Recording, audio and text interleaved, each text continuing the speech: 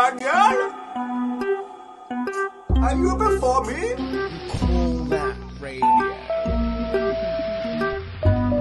You call that radio.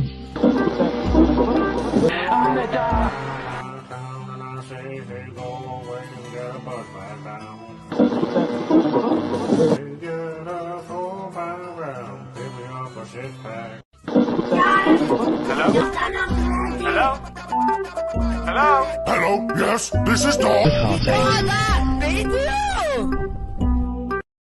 Welcome to You Call That Radio.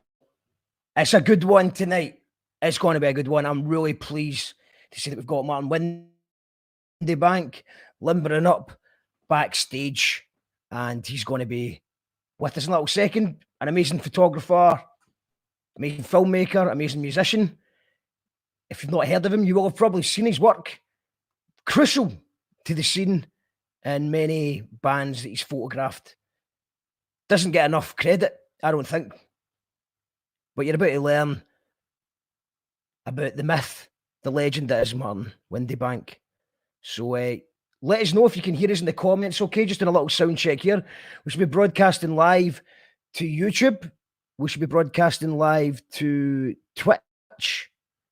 We should be broadcasting live to our Facebook channel and also the Facebook channel of Martin Windebank's photography and film channel.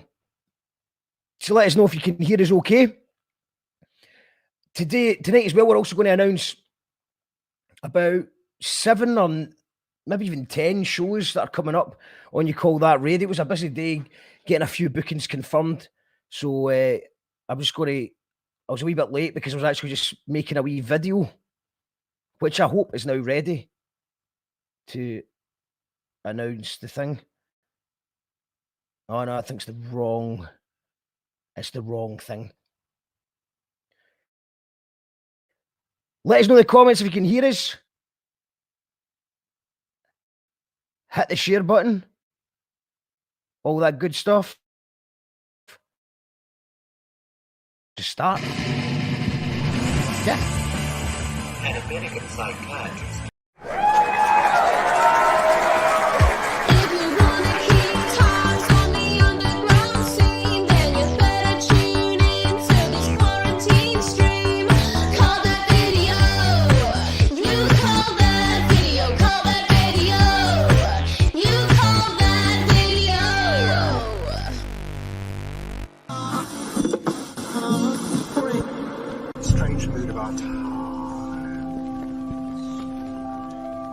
You call that radio. Martin fucking radio. Here to tell people that we hear you. One God will not allow. You call that radio. However you want to see it. You call that radio. You call that radio. However you want to say it, that's kind of part of the fun.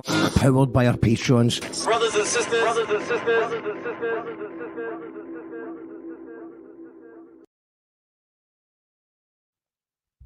And we are indeed powered by our Patreons. We've got a new one today, actually. So thank you to Alistair.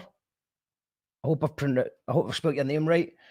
Shouts to Alistair. Shouts to James, Che, Anne-Marie, Claire, Michael, Gary, Tal. We're up to 137 Patrons. That's amazing. If you want to join the Mince and Tatties crew, we do have a big raffle that you'll all be entered into very soon. So I say patreon.com/You Call That Radio, or you can get us on PayPal. If you're enjoying the show and you can afford to chip in. If you can't afford, don't worry, just enjoy it. We're here live every night at 7 o'clock, chatting to some interesting people. And none much more interesting than this guy, Martin Windebank. Let's see if he can hear us. Hello, people of Earth. Hello, people of Earth. We come in peace. How you doing? You right? You good?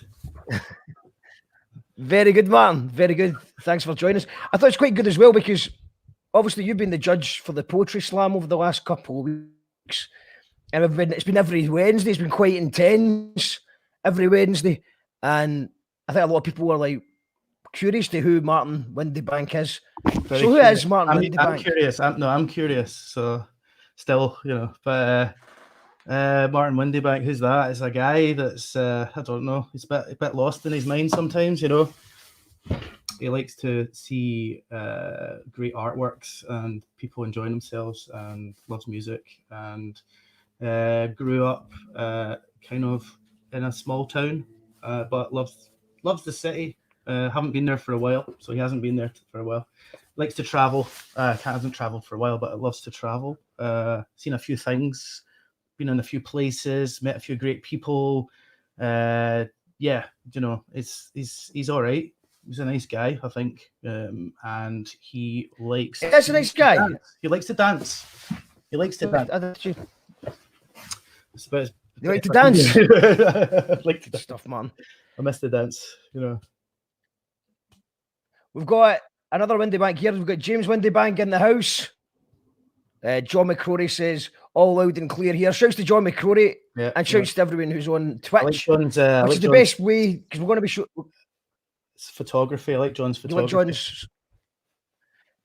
John is, it's some camera he's got. He just, some pictures he's getting. Yeah, they're getting better and better.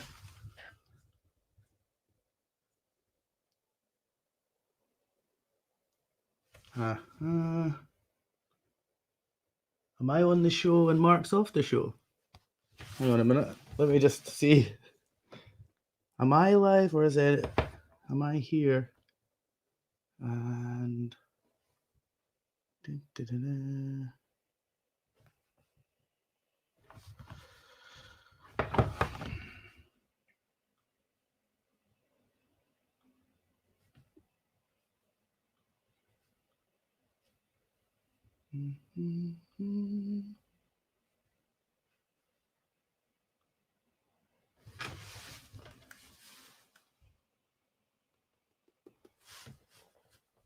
Hey, I'm back. Are you? Was I just there by myself the whole time? Just like, I don't know, man. I just seen the screen. The screen looked like both of us disappeared, and then I got a message saying warning. Oh, I just got a message saying that I'm live. I can't see it on anything, so because I didn't want to interrupt the flow by having like something else playing the video at the same time. All right, do you not see yourself on the screen? I can see myself on like your StreamYard thing. Yeah, that's fine. Yeah. But I wasn't sure if I was live sitting there. I think it was me. I was frozen in time, it seems. Mark was frozen in time. So I was felt frozen as well by that. So I was away. You're live, Mark is frozen. So like donuts to John McCrory. You're the host, Martin Windebank. I missed my chance. We've got there'll be other chances. I'm getting quite tired doing it every day, man. I'm sure there'll be. We got shouts to Mary Grant's in the house. Shouts to Soapy. Shouts to Rosemary. Oh, hey, how you doing? It's waving. I should be waving right now. I'm waving at everybody that just commented. Shouts to Craig. Hello from Mexico. Craig, I got your message. I'll get back to you. We'll definitely, it'd be good to have you on the show sometime. Just keep reminding. It's been quite a brutal schedule recently. David Blair says it's sounding good. Shouts to David Blair. Check out. I think David Blair, is he on tonight? Let us know, David Blair. The Universe 23 podcast is on. That was good. I watched that last night. Colin Hunter. Yep. Mm-hmm. It was quite a random coincidence that it was Colin Hunter straight after Kahara, I thought. Yes. Because, you know, they've... I've seen those guys quite close up before. I've seen them... Ayrshire Cousins collaborating. Yes. We did that... Disco Collins in the house. That was funny. Pillow Talk. You did that documentary as well. There's so much stuff that you've done, Martin. We're going to go through all of that in a second. To be fair, I do make stuff all the time, every day. So it's something, you know, like the. There is no way we're going to definitely go two-parter at least. But yeah, just before I got frozen in time, to let everyone know that if you want to support the show, you can watch it. Actually looks better, it sounds better, and if you can actually subscribe, if you've got an Amazon Prime account, it's free charge, and apparently we get money. And you can also Patreon, like I said. But just enjoy the show and hit the share button. You can support us by doing that too. And let's go. Disco Collins and Benidorm. Lucky man. Colette's in the house. There you go. Get some dancing. Universe 23 is brilliant last night. Yep, it is a great show. So, I think if we're going to go back to the start, man, Let's go back to the start. Yeah. You said that you've sent me a link to the first video you ever made. Well, no, it's not. I wouldn't say it's the first video I ever made. It was the first like music video of any note in Scotland I ever made. Okay. In Scotland, so you'd made videos of note in France? I used to make videos I should have probably got all this stuff out and found it all, but I used to make my own little videos for songs that I would make when I was in my most creative days. You know, like in my 20s, I was like really into just making random stuff. Well, you used to be more creative. Oh, I used to be a lot more kind of like. You just creative all day, every day, Martin. I find it hard to believe that you could. But I didn't have any rules. I've got more rules now. You end up with more rules, you know, like especially if you do professional work, you kind of start getting the kind of, you know, you need to follow rules. The expectations of the commercial world is kind of like eventually infringes upon like your kind of expression that you can have naturally, you know. So like stuff that I was doing when I was like younger, I didn't have any rules. The internet was just coming in when I was like 23, 24, and where I was living in Bordeaux, and I just started getting like wee snippets of and making like montages and things off of like random footage that you could get on things like Bearshare or, you know, like what we call it, I've forgotten all this, LimeWire, you know, those kind of things. Just finally we video snippets and then like put them to like you know, like I was quite inspired by like some people like Chris Cunningham who did like Square Pushers videos. It was like and like Aphex Twin, you know, like the kind of all that kind of Reflex Records, experimental electronica stuff. I liked all the kind of the imagery with that, and that was like a kind of, I guess that was a foundation of what do you call it, inspiration. And also like I like a lot of art, like seeing it all and like, experiencing it all. I've just always been drawn to it, you know. Yeah. So you're living. How long are you living in Bordeaux for? Okay, let's rewind. You know, Let's right. Wait back. Yeah, I think as a child, my parents always gave me like a camera, like even though I was like a wee guy. Do you know? I think there's evidence of that. Me having like an Olympus little film camera that maybe took 24 pictures, or I don't know how many pictures it was, but I always had a wee snapper. Even when I was like, I didn't even know what even photography was. I mean, I was shown, my mate Michael actually showed me eventually. He went to photography at Glasgow Building and Printing, and I went to Stowe College eventually after school. I did audio engineering at Stowe College, and I was in the same class. I'm just going to do a bit of name drop here because I know you like it.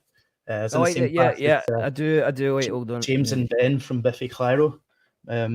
So I was in the class with them when I was at Stowe College, and that like, you know, that was a learning experience, just coming up to the city, you know, the big smokes, and my mate Michael was at Building Printing doing photography, and that was only the first time I really even thought of what photography was his like having to take pictures of architecture and taking pictures of things to do his coursework, and you know, I only ever had a little camera to maybe take pictures of friends having a party or something like that, and then now it became like more of a thing that was just, you know, like an art practice. But I didn't really take it up until, you know, not I didn't start rinsing photography until I was probably about 29.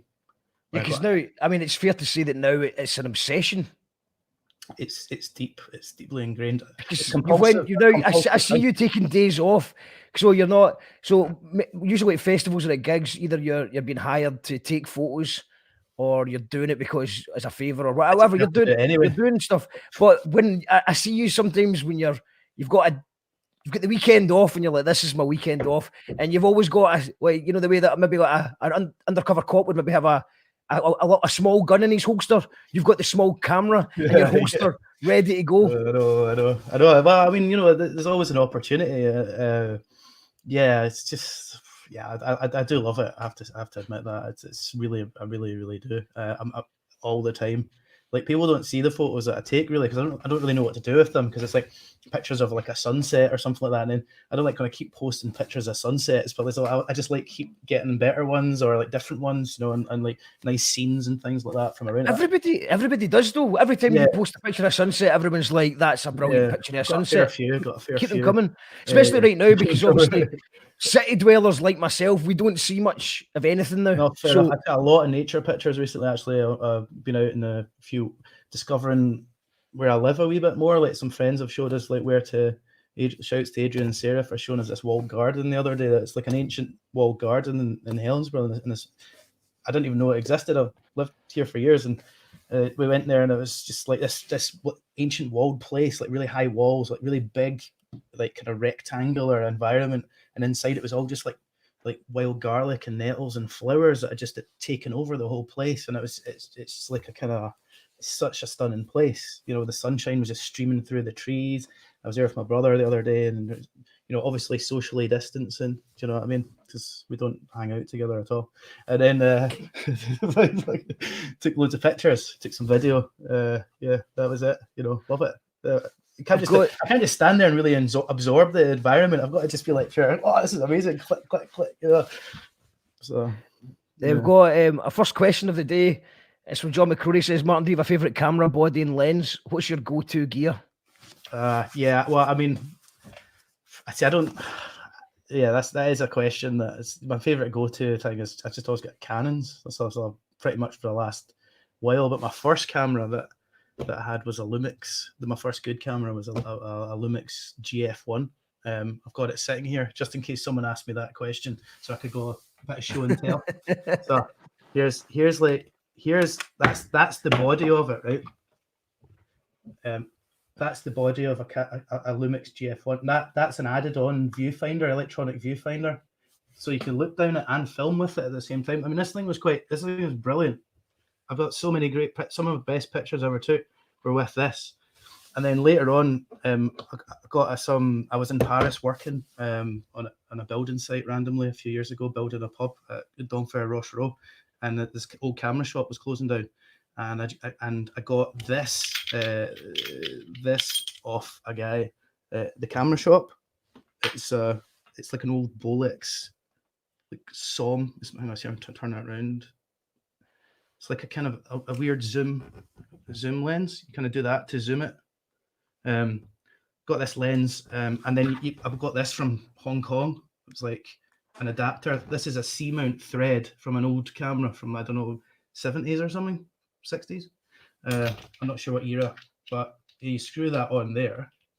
And the genius thing about this is it actually fits into the Micro Four Thirds thing, and you can fit a really old lens on a new camera. So I really like that, and I've always wanted to like upgrade my shit like that, but because of my professional work was like event photography and stuff like that. I know the Sonys are got better now, but like when I was doing it was Canon, the image quality and the colors and things that you get and the reliability, I just always stuck with it, and I've not really moved from that now. Canon's got freaking Canon. It's interesting. I got a really bad video camera for Canon. Obviously, it was the low end sort of. Well, but I mean, Sony's like packing full of gear, right? I sit and watch videos. I don't know if anyone does this, but they sit and watch videos on YouTube for hours and hours. Like these guys are like. Their name like that Peter McKinnon in Canada, and there's a guy in like these Americans and all that. They're up here like, yeah, this new Canon, fucking, you know, it's got the battery life is like much bigger, and it's got like much more memory, and it's got like all these like fast video settings and all these different things, and you're just like, whoa, this sounds really good. This sounds really good. But I mean, at the end of the day, you know, you're saying you've got a really bad video camera. I'd like to hear about it. No, it was a really cheap video camera I got, and it didn't record audio. So like when I was filming all this stuff, like, you know, just try to get some, just nothing professional, just some live videos from gigs I was putting on and stuff. And then the audio, I was just collecting them, but the audio was always and I complained to Canon, and they just dinged me. So they're on my list. I'll grudge. Oh no! I don't think they'll get in touch. Same with Uber Eats, like Damon, Uber Eats. I'm still waiting. It's been a week and a half since I ordered my takeaway. Still nothing. It's unlikely they'll get in touch, but the takeaway, you still not got it yet? No, I still not got it. I'm starving, absolutely starving with this stuff. But what I would say to that is, what I've realised after all this time is, I obviously using the gear for there's a professional expectation.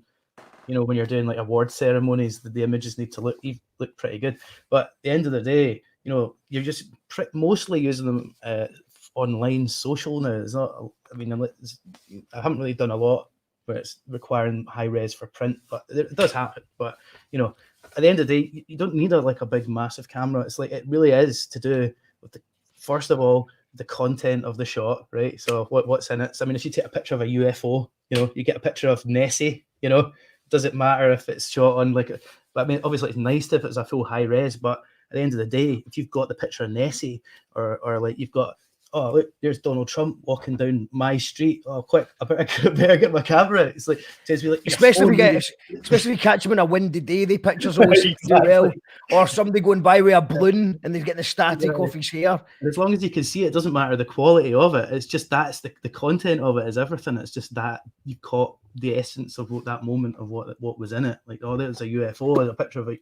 Definitely a UFO, and then it was like, oh, that's cool. And you've got some amazing. I think just sort of to tie in with that, what I've always found different about your photos compared to a lot of them is somebody will maybe go to a photographer to do the gig photography, and they'll maybe take 100 pictures, and it's like the same shot over and over again. And when you take the photos, it just seems like you're actually capturing an actual moment. So it's like, I love the ones where it's kind of like the band are in the background, and it's not like about the band; it's just about the people in the crowd enjoying themselves. In fact, if anyone's got any Martin pictures, because I sprung this on Martin, so he's not had time to prepare a bunch of photo galleries. But if you've got any good photos of Martin, send me them in a message, and we'll bring them on the screen later on in the show. Yeah, I mean, I do have access to obviously pictures, but like which ones and well, do you know what we could maybe? What we'll do is I think we'll go back. We'll start with your first ever video, which I believe is the Wrong Boyfriends. Give a shout out to Sean and Pete and Dom, Wrong Boyfriends. They banned from Helensburgh when I first came back from France, and I was a bit kind of like in between. You know, let's say these guys were like kind of became friends, and they liked their music, and that was good times, and we had it, you know, good mates, and that was my first music video. Was I think Death Wish Kojak. Look, I love that you've got the exact same. I hate the word branding, but the same colours of this show or of the flyer that we actually put you on tonight. Oh yeah, what the test card? Yeah, that's a classic test card. A classic test card. Anyone old? Does everyone remember there was a lassie with the creepy doll and the chalkboard? It used to come on when the TV ran out. When the television ran out of television. I photoshopped a picture of me and my brother onto that. Except that I wish I could just get that right now. I don't even know where I could find that, but that was like I say when I used to be like just make things all the time. Like I just like Photoshop random stuff, you know, and like that's. I've actually got a picture. Like I think my brother's. I can't remember if my brother's the wee girl and I'm the wee. My face is on the wee doll, or the other way around. But it's just a silly thing. It's a silly. So this is 2012, April the 23rd, 2012. Wow. So that's 8 years ago. Oh yeah. Wow. Well, nice. That's incredible. This is history. Let's check it out. Yep. The first ever video from Martin.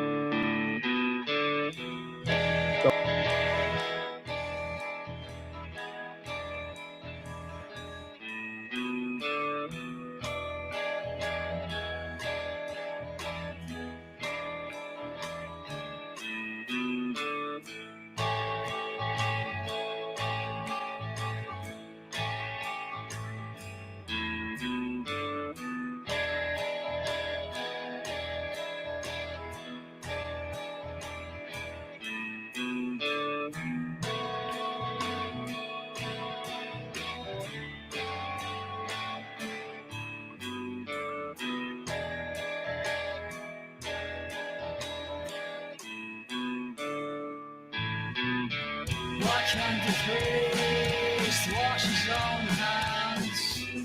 No money tree, shake hands on it. It's made from whitewash. Stitch a couple of arguments and match up their lines.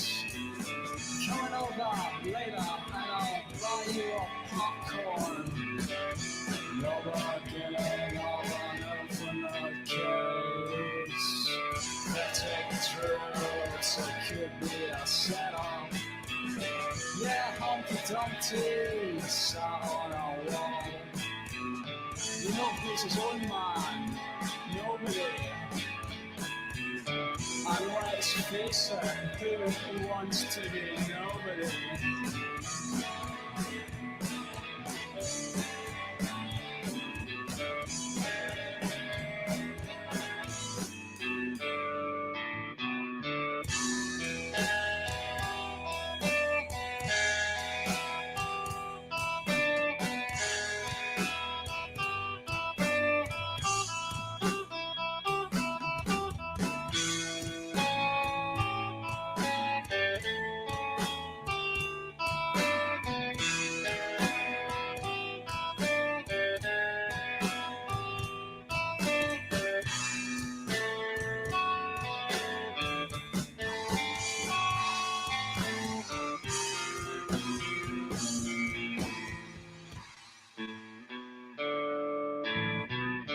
Everybody should watch, don't watch. He's a mermaid, not fish on out before he starts singing. I wonder why he warned me. Yeah, I wonder why. And then he finished with the lollipop. Yeah, he finished with a fucking lollipop.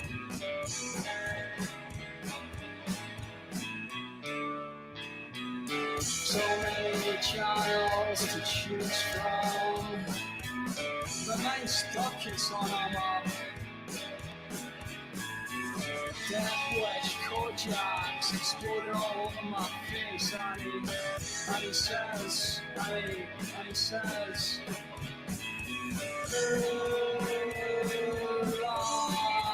yeah, baby.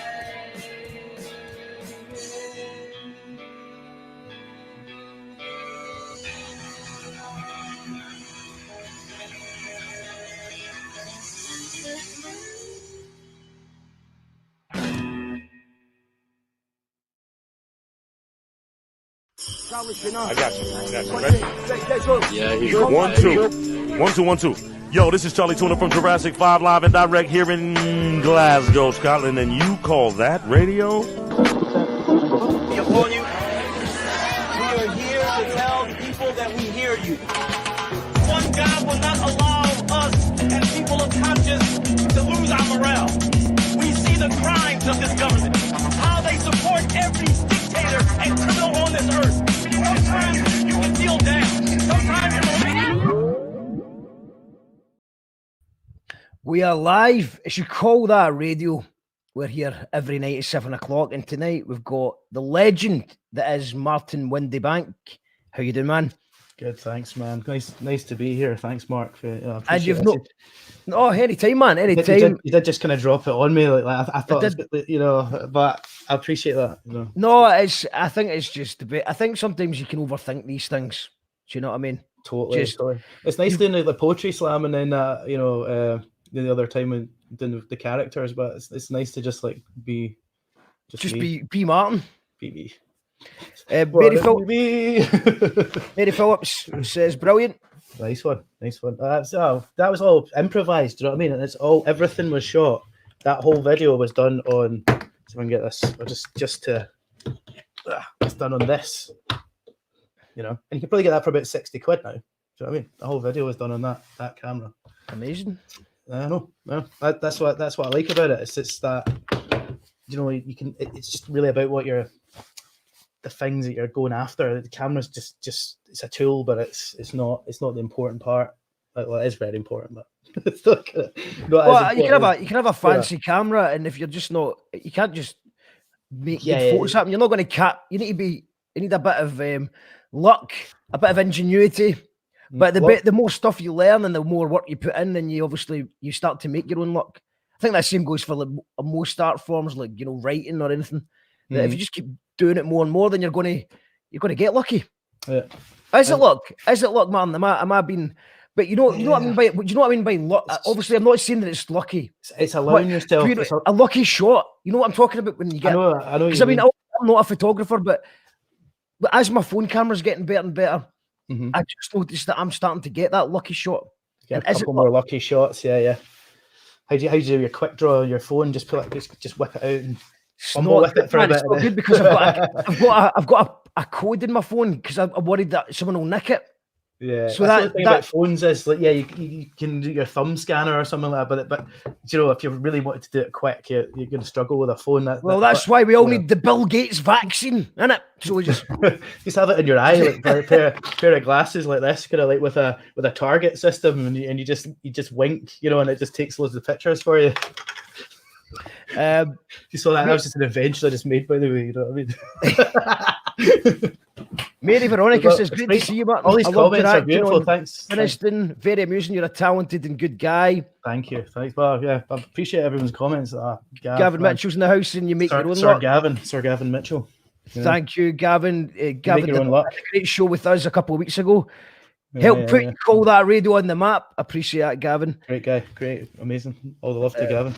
But Gordon Dawn, digging the blues. Angela Doherty says it sounds a bit full. Delta Gordy there, he was out in Berlin. That's how I met him with the guys from Paisley, from the pub in Paisley, Burger and Keg. Just you did. If you're in Paisley and you ever need a beer and it's not locked down, Burger and Keg. Here you go. You go, Trevor. I'll get a pint for that.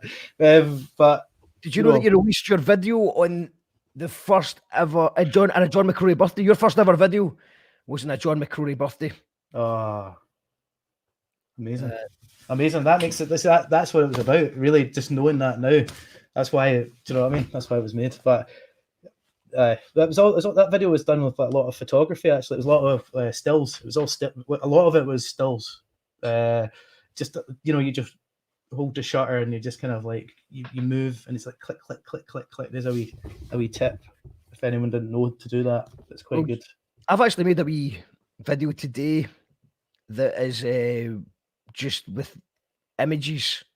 Oh yeah, that I'm hopefully going to release later on tonight because we've got a big announcement about who's coming up in the show.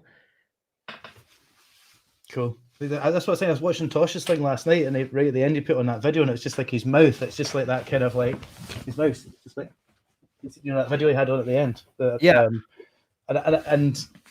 I'd never seen that before, right? And that video this is an exclusive about the video that's coming out for Jack All Trades. Yes, there's a scene in that where I was like, Mark, I've got you to do the talking right to the camera, didn't I? Yeah, talking, into the mouth. And I saw that last night, and I was like, there you go. That is coming soon. That do we know when that's coming out? Actually, that's we could maybe exclusively reveal when it's coming out. It could be out in the next couple of days. Actually, I did some work on it today for you. So I look forward to seeing the video. I've seen obviously a bit of it. It's Jackal Trades, it's Matty Astronaut and Martin Windebank on the visuals. And in fact, that maybe we should put on the last Jackal Trades Martin Windebank collaboration. It's got quite similar vibes to the one we watched there, isn't it? The yeah, black man. And whiteness. Do like a bit of black and white, you know. When we first Jackal Trades video you did, obviously Martin played in the band of Jackal Trades. That's right. Absolutely. And what an experience we had. And some of those gigs were really good. Obviously playing the Barras was pretty special. I mean, I have to say, everyone talks about when they play the Barras, it's the icing on the cake of gigs, but it's also the cherry on top and the little figurine. You know, it's there's a lot going on with it. You know, so yeah. I mean, the Barrowlands Ballroom, playing on that stage, that was a real life honor for me. You know, I got to do that with playing with Jack All Trades, and not only that, it was the song that we made together that Bill Hicks fan. Yeah, I think it's the standout track. That a perfect way to end the album and a perfect way to end the gig, because obviously it was good for me just being able to just walk off stage and just leave it in your capable hands, and you just went all out. Get the pipes out, you know. Before we go to Bill Hicks fan, I think we will play Bill Hicks fan in a wee bit.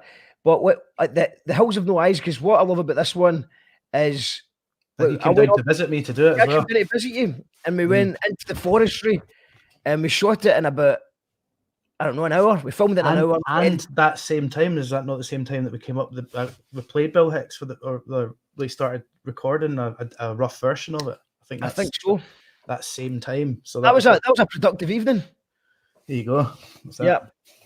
But And, that's the thing. This video shows trees that got cut down. It was like growing up where I did. It's nearest kind of woodland and that was like one of my first freedoms when I was a wee guy, was to be able to go and go in there on my bike and ride around in the woods, and and now it's a bit more cut back, and the path's been made bigger, so it's like a public dog walking place and all that. I mean, it was useful, but they have cut a lot of trees down, and that I find that a wee bit sad to see that. But you can at least see the trees in the video. At least, yeah, they're still there. They still exist. So this is shouts to Yoko Pono, Calvin for Yoko Pono on the beat. Yoko Pono, and yeah, those guys. And also shouts to Barry Neeson for the mask, who made the mask, Shackle Trades mask. Yeah, and then just like I said, went to visit Martin. We shot it in an hour, and then Martin just started. We finished editing it that night, and Martin just did some mental stuff here, some crazy effects. That's the effects, yeah. It's well, I mean, to be honest, it was quite a nonchalant kind of, like, we just went out. It started raining a wee bit, didn't it? So it's raining in the middle of the night in the woods with a light and a camera, and you're in that mask. I mean, imagine something just happened upon that. Yeah, man, I know. It's not ideal. It's not what you want to bump into. I watched this video the other day, man, and I was like, it's actually aged really well. The video is timeless, man. I think you did a brilliant job. So okay, all right. He was always unhappy and agitating to get back to Louis Bay. And in a way, it maybe wasn't surprising, because it was a unique area, and it still is. But something big has gone away from it. They're trying to take my voice from me. They're changing the frequency. They change it up so frequently. Subtle psychos secretly. Clearly take what they want from me. Destroying me, trying to poison me. Make me excommunicate. Messing with my trajectory. A voiceless visionary is a lighthouse with no battery or electricity. No light, no nothing built purposely. I can't ring the alarm with any urgency. I'm in purgatory, I botched burglary in the midst of a belligerent insurgency. Please don't make me go back to surgery.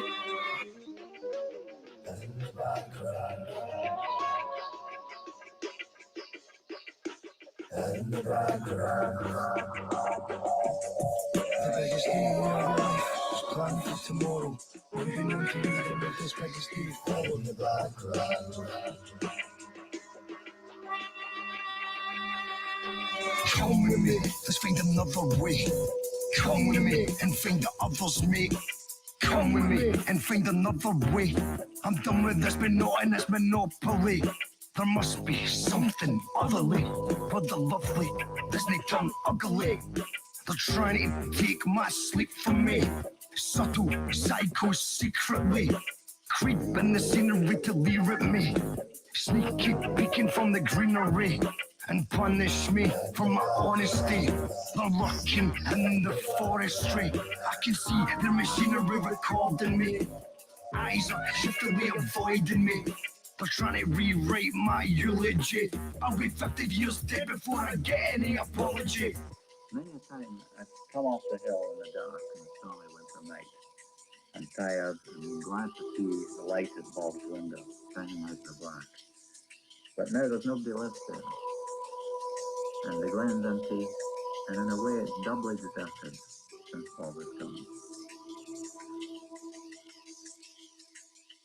It's doubly deceptive, depressive, aggressive. Home is where the heart was regrettably left. It's shot the crop once it fled what it nested. Life gets too wicked to get properly rested. Invested into risk, untested consequence. Uncharted waters, convenience, or coincidence. Stream of consciousness not where the network nestles in. Invited, vetted extras with inverted commas wrestles. Delegates celebrate, narrow debate.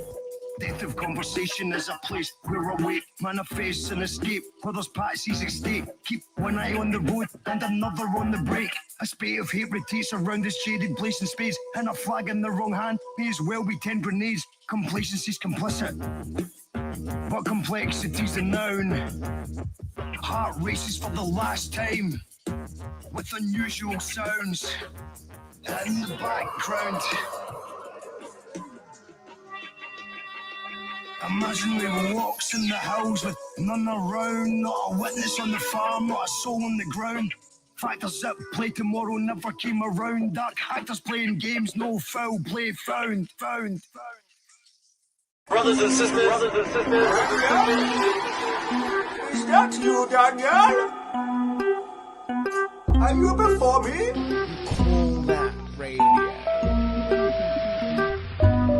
You call that radio?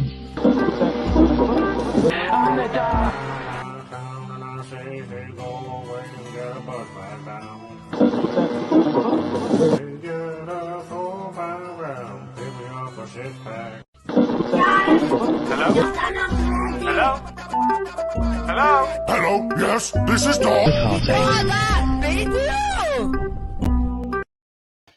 You call that radio? I'm alive with Martin Windebank in the house. Cool. Well, yeah, there you go. That video. That was it's quite dark. It's quite dark, but I like it. You know, it's like it takes me back to a good time watching that. Sarah Thomas, the auto-generated captionings in this are glorious. Yes, Facebook has figured out how to give us auto-generated captions, but the auto-generated captions don't have a clue what we are saying as a country. Well, as a people. I've noticed that actually. I've noticed that that it just comes out like absolute jargon. Some folk are talking, and it's the captions have no idea. It's obviously a robot. It's quickly sitting there typing them out or something, like it's listening. It's like short circuit. You ever seen that? Yeah. Yes. Have you seen that? Wow. Yeah. We've not seen the Matrix. I don't remember. But I have seen it. Johnny Five. He reads all the books. I think he reads all the books really quickly. Something like that. John McCrory wants to know what the Mad Cowboy tune is in the wee jingle. So do I. That's a question for Oscar Jam. I hope you're not working for the Facebook robots that are going to hit us with a strike. Do you know that we got complaints from they muted us for the Gyro Baby special because apparently I didn't own the rights to it. Right. Really? Yeah. I mean, that's one thing that it's just, I don't know. I don't know what to say about it, but like a lot the rights things. Well, I've been moaning about it all week. Let's not talk about it. No, but like, see, I know, but see, for me, like working in creative stuff, you know, you're dancing on a fine line sometimes between, like, you know, like what I said about Tosh's video, like it's just the mouth. I genuinely never seen that before, and I thought, oh, that'd be quite good to have a mouth in it. And then I'm sure I don't know if anyone else has done mouth or whether Tosh was the first guy to do the mouth video, but like, you know, that's the thing. It's like, and also like there's things like there's a video where a guitar is burnt at the end of that of the end at the end of the music video at St. Peter's Seminary, and it's before the video that I showed you there, the Wrong Boyfriends one. It's that, so someone else had that idea. So it's like ideas, you know. So and it's turning ideas into a commercial thing, do you know? And then there's obviously people patent ideas. Do you know what I mean? And at the end of the day, you know, some robot's going to come after you, it's telling you that you're infringing on copyright and stuff like that, and you're just like, wait a minute, no, that's my band, but it's me in the video. You know, what's it going to be like when, you know, these robots are all tooled up and protecting the parks, you know? You know what I mean? But I'm just sunbathing. It's like, no, we the bottle down. You know, I'm just. It's water. Honestly, it's water. You know. Right, sorry, you can't sunbathe. Your Richard Branson has patented sunbathing. So if you sunbathe, you owe him a fortune. Are you listening to Blur right now? You'd be like, no, it's not. It's not. They're listening to your heads. They can hear your music through your headphones you're listening to, and they can tell whether you own the rights. PRS, Yeah, exactly. If your own personal airspace, yeah, technically. Market it, sell it. I mean, that's the thing. That's the thing that is. I can't really go into it because I don't know really what I'm talking about, John. But a wee bit, I do know a wee bit, and it's a tough one. It's a tough one. I mean, someone shows my video on something, I was just like, I'd be happy with it. Someone played my song, cool, go for it. Do you know what I mean? But what if they're financially gaining? Like they take one of your songs and use it in an advert. Coca-Cola uses your song in an advert, but doesn't ask for permission. Yeah, and they make millions off it, and then you're just like, it's cool. I don't care about the money. I know, exactly. To get to that level as well, that and people, that's happened to people. That happens. There's just all these different lines, isn't there? There's so all these many lines, man. So that's it. That's it. Exactly. You nailed it. Because people don't really buy CDs as much, then that's why a lot of these lines are getting changed. And it's like, well, people when they said 20 years ago that they would never do an advert, it's like, well, that's all very good 20 years ago when people were buying £15 a CD. Exactly. Buying like 6 at a time. $13.99 in Woolworths, Or a 3 for 20 deal on our price. Oh. Tragic Harris here. He says he's done that video with my wife's lipstick and a wee bottle of red food colouring. Thanks, man. Exactly. Nice one. Well done. Liked it. Sarah says, yes, good mask that. Yeah, it is. We've already shouted out that it was the handiwork of Barry Neeson. Check out Barry Neeson's work. That was a great mask. I wonder where it is now. Where is it now? I think it still exists. Someone got it. No, I've moved house, so I'm just like, when I'm like, it'll be here. But I'm worried about it. Oh, I'm worried I've not seen it for a while. The last gig I ever wore it to was the King Tut's gig. I've went back in photos and I can see that it existed in the King Tut's gig.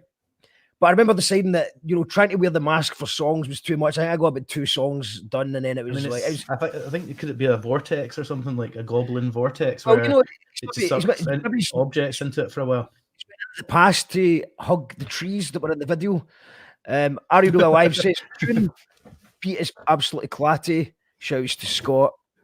Angela says, love how the mask looks as if it's melting. No, it does. It looks amazing. It's a great mask. Great video, says Alan. Superb sound, says Sandra K. Shouts to Sandra. Lots of comments coming in here. It's amazing. That Jackal Trades album is one of my favorites. To wave at everyone quickly like this. Hey, hello.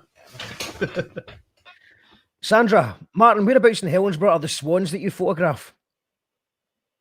I like to refer to them as Swen, because if I'm a plural of a man is men, then why is the plural of swan not Swen? That's what I'd like to know. And also, why is the plural of van not ven rather than vans? If you had 2 vans, what about 2 ven? The swans, those swans, Swen. They were at Luss. They were at Luss. I think ones you mean were at Luss, the wee village of Luss that's up Loch Lomond side. But there are some Swen that appear on the Clyde side. Usually there's 2, and the other day I saw 1, but hopefully the other one was just having, went off to see a friend or something like that, socially distancing, maybe.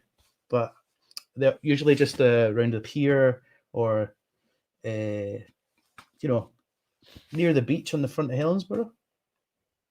John McMustard watched Short Circuit the weekend. Looking forward to Dougie Smith's modern review. Captions go between doing or nothing to being hilarious. Jesse Ray right about taking ownership back. Scottish PRS. YouTube called ya cunt, etc. Yeah, Jesse Ray, that was a good episode. I recommend everyone checks out. Stupid Mackay says Martin's work is fantastic.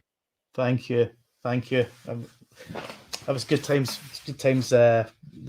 Seeing the gigs. I like the Kirby. I'd like to play Kirby. Obviously, that's a game you can play socially distancing. But badminton. If you've got a decent distance in your shot. Yeah, that's one thing I'm missing is be able to play any sort of communal sports games. Well, see, Not that I'm a big sportsman. I'm missing that as well, but I haven't actually played a game of football since we get beat 16-0 by Brendan's team in a tribute match, charity match for Fergie. So I've not actually played a game of football since then, but I kind of really miss it because you can't do it. That's just the way it is, isn't it? But I've been cycling almost every day for the last week or so, so I'm enjoying that. Sandra says, one of my pleasures was listening to you and Martin in the wee cinema at Mugdock during Mugstock. Oh, now that's good. That good memories there. Like, obviously that festival was that was cool, you know, to have that in that park and all those, I mean, such a variety of acts and all the stages and the effort that went into that. And yeah, there was some good times there, and it was such a shame about the kind of weather moments that they had for a couple of years. But yeah, what a great festival! I had a couple of years that were just, you know, amazing, and we played in that theatre, you know. Yeah, it's a cool place to play. Yeah, and I think really cool. It's a really fun song to play. Bill Hicks fan as well, and unlike a lot of the Jackal Trades things, I think they really rely on the electronic, the beat side of things. That's just a song that works great, just even as an acoustic, I think. Yeah, it's a beautiful song. Yeah, absolutely. Swain. Alan's not up for the Swain. Swain. Watch the ball and hands on between every moment. Exactly. Or you could have like trainers that have. Or do you have to? Hang on a minute. I might not actually know how to do it properly. I might play it differently down here. Do you not use your feet? What? Would you throw it? It's a throwing thing? Do you know, you're the second person that's been on this podcast that didn't know about Kirby. That's No, I think you throw the ball, don't you? Yeah, well, you wouldn't be kicking it, would you? Well, you could kick it to avoid having to touch it. All right, I get you. Well, it's like you're not allowed to wash your. You're not allowed to touch your face. You could have gloves. You could have gloves. How's supposed to wash your face if you can't touch your face? Someone else could do it from a distance with a water pistol, like a super soaker, like one of the big ones. If you're... Sarah Thomas says, shouts to Charlie's Theatre. Yeah, love Charlie's Theatre. I love Charlie's Theatre. Cross for Mugstock this year. And Mugstock's not cancelled. Do you know what? Mugstock's still in it.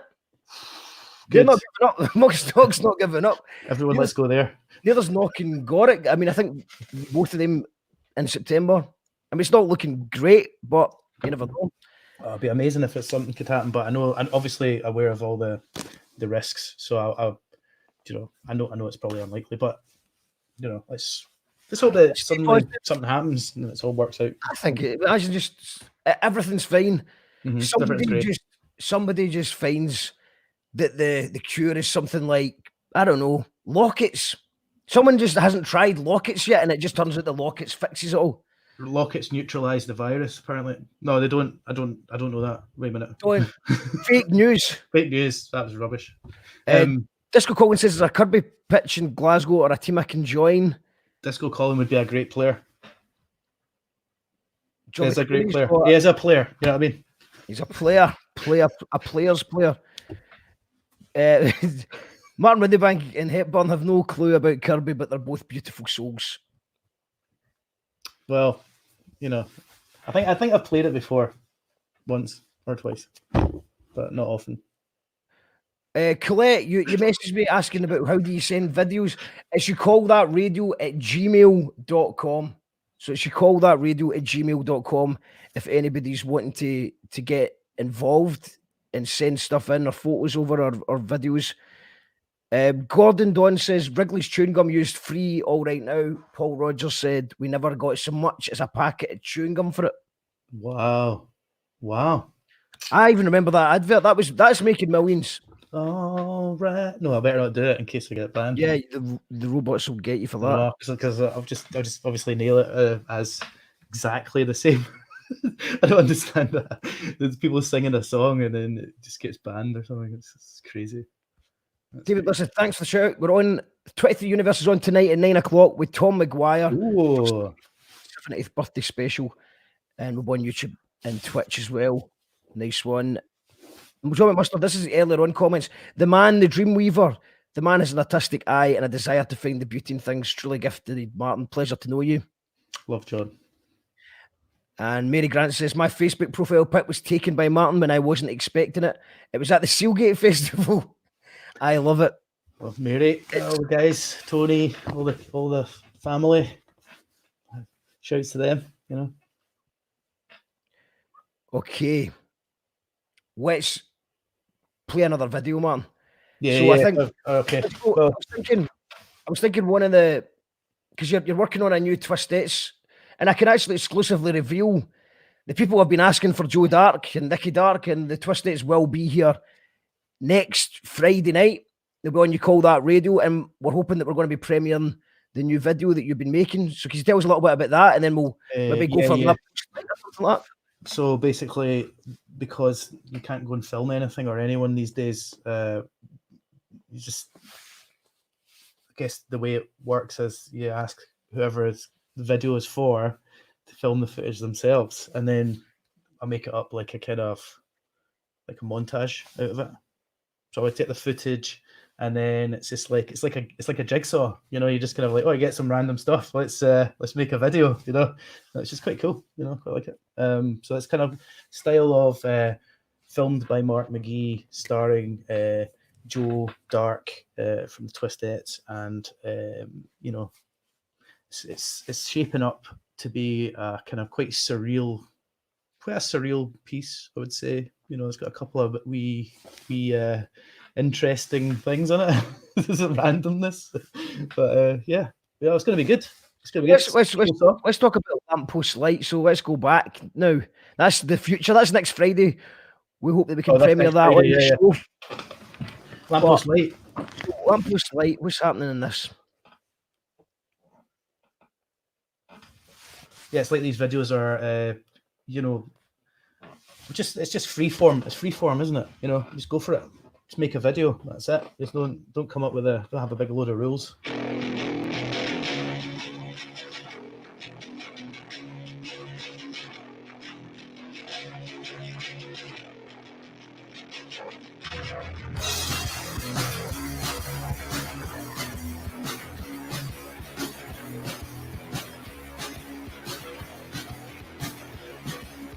It's not the ice and glitter that's appealing to me, though you are pretty. And I swim into your blue eyes when I realized what was concealed down my inside was just shining right on, was clearly right on, and threw me a curveball.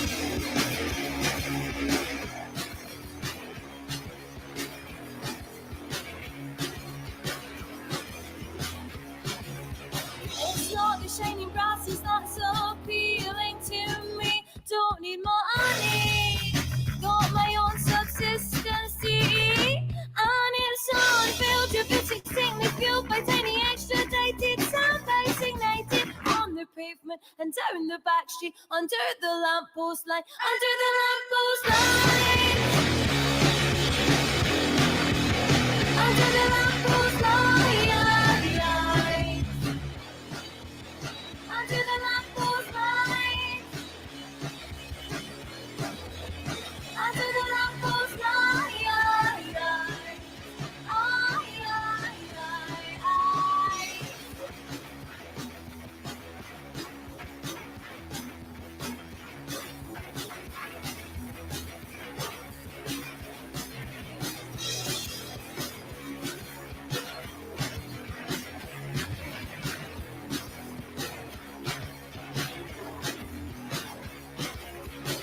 Is the intellect and mutual respect appealing to me? Or am I crazy?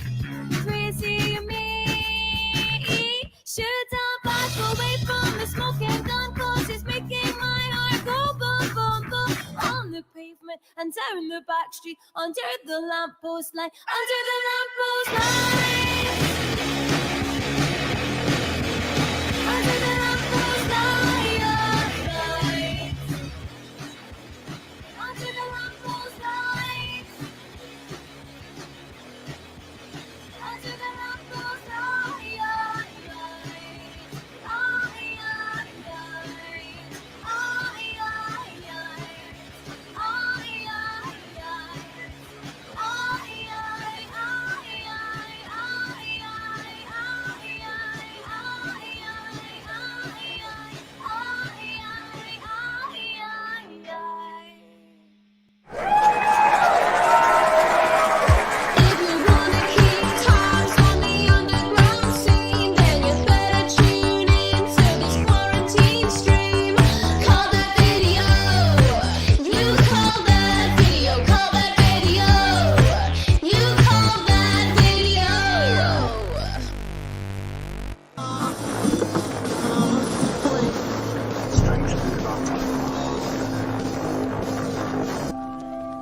You call that radio? Martin fucking radio. Here to tell people that we hear you.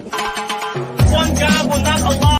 You call that radio. However you want to say it. You call that radio? You call that radio? However you want to say it, that's kind of part of the fun. Powered by our patrons. Brothers and sisters.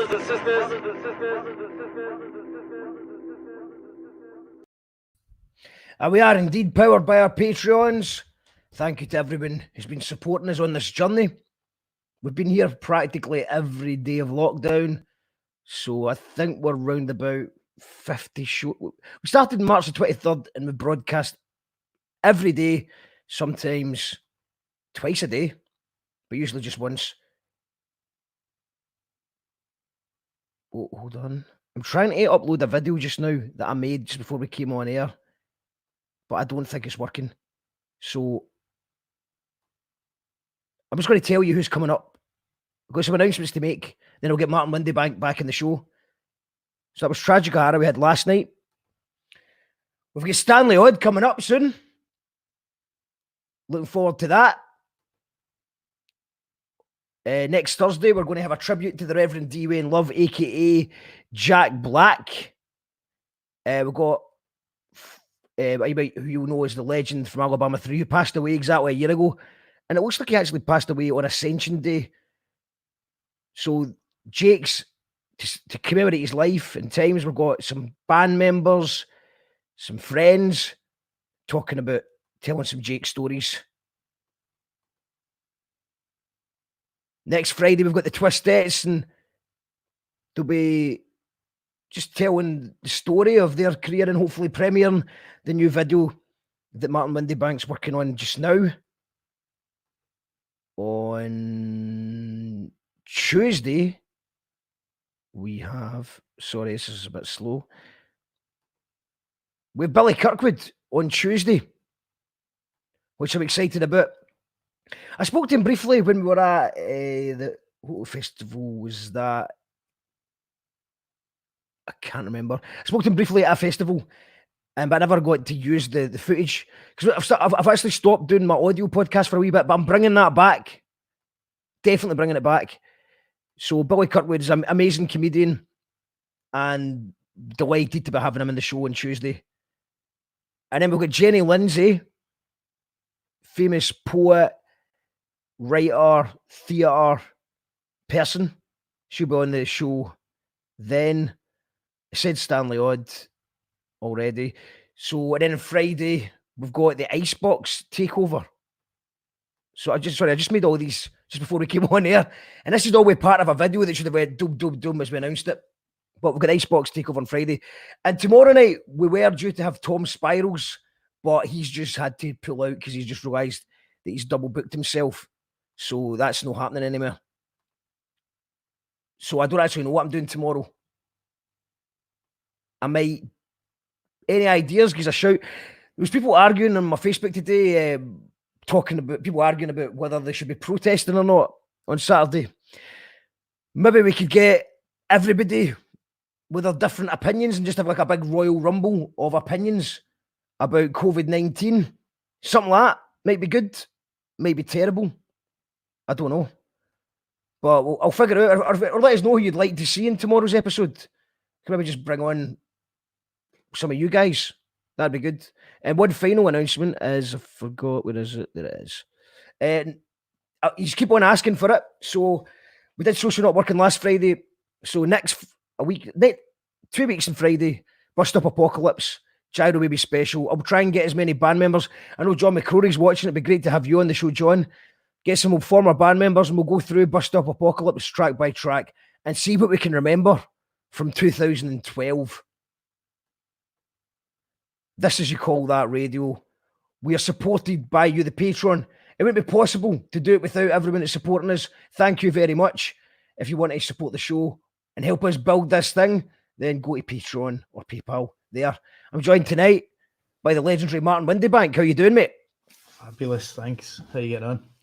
I'm good, man. I really appreciate it. Well, I mean, I know everyone's saying that they would probably in this position want to say the same thing. Is I think what you're doing is really good. You know, it's like genuinely helping to preserve everything that's going on. Like you kind of mentioned names there that are obviously like it'd be great to see what those people were up to and how they're getting on. Like genuinely, you know, interested to hear what they say. And it's, you know, because with all these things lined up, we should have been at festivals already, probably. I'd imagine, you know, like.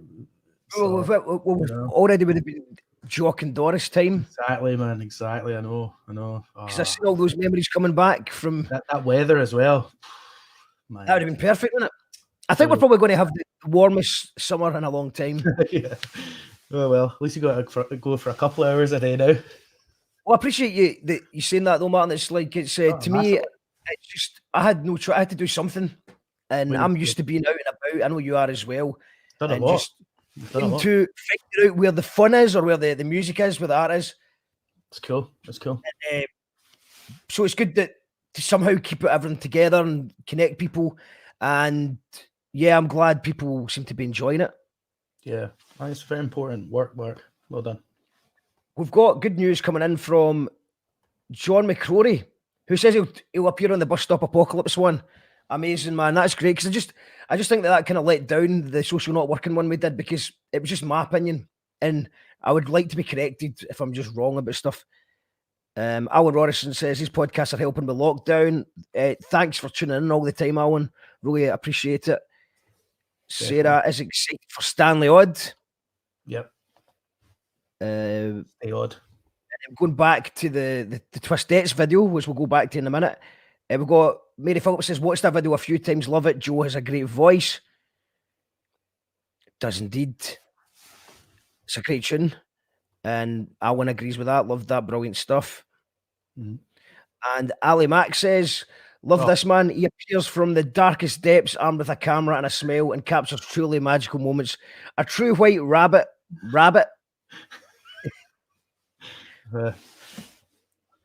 Good to see you do appear and you disappear. And then sometimes you find, like, I knew you for I think the first time I met you properly, I was aware of your work because I think you took some amazing photos of our first time we played the Barras, and that must have been about 2014. I'll tell you where it was the first time I saw you. And I'll tell you why as well. Because a friend of let me think about this. So back to a friend of mine called Iona said, you'd really like the Gyro Babies. And I was like, oh, what's the Gyro Babies? And she's like, it's a band. And then I saw that you were playing at the art school, actually. And I didn't know all about it, but I knew Colonel Mustard from, like, I met them at a party one time. They were playing a party, and I was photographing it for a person's birthday, actually, and ended up like, Gyro Babies and Colonel Mustard playing at the art school. Remember that Yellow Movement thing? It was like the first, I don't know when it was. It was quite a few years ago now, probably 2015 or 2014. And Colonel Mustard's album launch gig. No, I think they launched an album. Gordy Duncan, he was on it, and I knew who Gordy was as well, because Jamie Dargy introduced me to it by playing the CD to me, and for the Pirate Tractorman, and I was like, man, that is brilliant. Do you know what I mean? So I kind of knew who a few of the people were, but I hadn't really seen much of the bands. And art school was 2014, according to John. Right. So I'd only been back from France for a few years, and I kind of like started getting into like doing gigs, photography and stuff like that. But I didn't know the scene too well. I kind of like there's a band, Amazing Snakeheads. I took pictures of them for a bit, and that's how eventually, because of Iona, she mentioned the Gyro Babies, and I ended up with the art school that day. And we were there, and I saw you guys play. Gary Ward played with my head, my mind. Gary Ward, Colin Syme. The Grandes Horizontals. The Grand Horizontals. Yeah. I met Gary that day for the first time, and because he gave me a CD. You know, like normally like you buy people's music, but he always gives people these albums. You know, and what a gentleman, what an absolute legend he is. And he's just, you know, he's like, oh, yeah, take my CD, like you know, and I was just like, oh, well, thank you, because I absolutely rock. And also, guess who else played? Mickey Nines. Mickey Nines played that gig as well. And it's Creative Martyrs. Creative Martyrs played that gig. I think that was the Cold and Mustard album launch, I believe. Right. I think it was. So many people were there, you know. Yep. Well, there you go. And then I remember meeting you, and you were one night. I had a flat. God was my flatmate. And I remember you coming back from. It was actually a gig that. It was a gig. We can't talk about that gig because it's not our story to tell, obviously. But do you remember the gig I'm talking about? King Tut's. And you came back to our flat. What gig are we talking about? Oh yes, of course. Yes. That's why, because I met Gordy and I took the photograph for Tides. A picture of Gordy, and that was in your flat. All right, yeah. And that was it. And then I think that might have been when I met you. Yeah, I think it was. Yeah, because I remember I wasn't in top form. I think I was just like, what's, you know, God is just bringing everyone back. I didn't know what to expect. Really, that was that night. Yeah. Okay, I remember. I know exactly what you're talking about. Chaotic night. It was a chaotic week. Chaos. And but yeah, man, that was then. So then I obviously was aware of your photos that you'd done at the Barras. As John was saying that you did my profile picture from the Barras gig and stuff like that. But it was I knew that you did good photos for ages. And then it was probably about a year or two of knowing you before I even seen you around a campfire and you just started playing your songs. Right, yes. Yeah, I don't And I like that because normally as a promoter and a booker, people always tell me about how they're in bands and they do this and they're basically, you know, just nothing wrong with it. But just letting people know that they're available for gigs. But you didn't even mention that you played guitar. And I was really surprised to find that you had such an epic voice and stuff like that. I don't want to put you in the spot, but do you want to give us a song? Could give you a song. I'm raging at myself for not putting Tragic O'Hara in the spot last night because I would have liked to hear a live song, but sometimes I just get confused and forget. Well, you know, I could do. That'd be good. I'm just trying to think what to play because well, we can do this in a minute. Do it in a minute. Yeah. I mean, I do play music. Like I played the guitar for obviously a lot longer than really taking photos of it in any note. We've played it since I was quite young. I get lessons and all that, and did it at school and things. And I've always liked playing guitar. So absolutely. I've got a band now. Been playing for quite a few years, but nobody's ever really heard us. We've done a few gigs, and it's called, and it's with the singer of the Wrong Boyfriends. It's Sean Murphy, and we play Scarecrow Piers, and it's like kind of like really heavy distorted guitars and just like a big drum machine beat, you know, kind of like mostly mid-tempo groove, so a wee bit black metal, wee bit kind of what's the other one? It's like kind of, I don't know, like we both like kind of different music, but it's like heavy, kind of good. It's like a bit of electric guitar, like a bit of big electric guitar noise. So so we played that for a while, and we've been making a bit of an album. We're trying to record it. Obviously, it's been stopped a wee bit now because we're not able to really do it. So it's almost like the virus doesn't care about your recording. No, it doesn't care about my album. No. So, but we've recorded quite a lot of things. It's just putting down other stuff, and I'm like the kind of guy. I'll like my mother always said, like there's two types of people in this world. There's ideas men and there's completer finishers, and you know, I think I'm probably mostly an ideas man. all the ideas, but you know, I mean, it's like just finishing the album, man. You know what I mean? It's like years, man. You're collaborating with people and band members and stuff. It does really help to have debates or whatever I mean, collaboration is really important. Discussions happen so much quicker in real life because you can So tell by much. people's body language, you get by tone, you can tell if someone's really against something or they've just got another idea. But so doing things remotely is quite tricky. I'm working on a few tunes as well, but yeah, it's slow. It's a not slow quite the mover. same as just having that freedom to meet up, or just even if you don't meet up, but just it was never a Get too much never time an to issue. You wanted to meet up. Do you know what I mean? You get too much time to just go, Yeah. that sounded all right. I'll have a think about that. And you're not thinking about it. You forgot all about it. And I need to focus more. Most sort of collaborations I've done recently in recent times. I think with Colonel Mustard's videos, like the Christmas one and that the space travel one, the GT one, working with a few different people, and to make a video that's got kind of like quite a lot of people working on different aspects of it as well. It's quite. We could play that one while you're actually getting.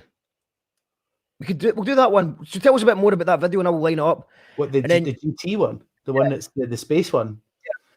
Yeah. I mean, it's kind of went all out with the effects on that one. I was kind of like, I've never really done much 3D modeling before, but or 3D animation, but I kind of just worked it out for that video, like the spaceship like coming towards, and we worked with there's a few people worked on that, and it was basically done all on WhatsApp pretty much, in terms of the communication about the different aspects of it. But at the end of the day, I was getting like a couple of, like Jack, who did the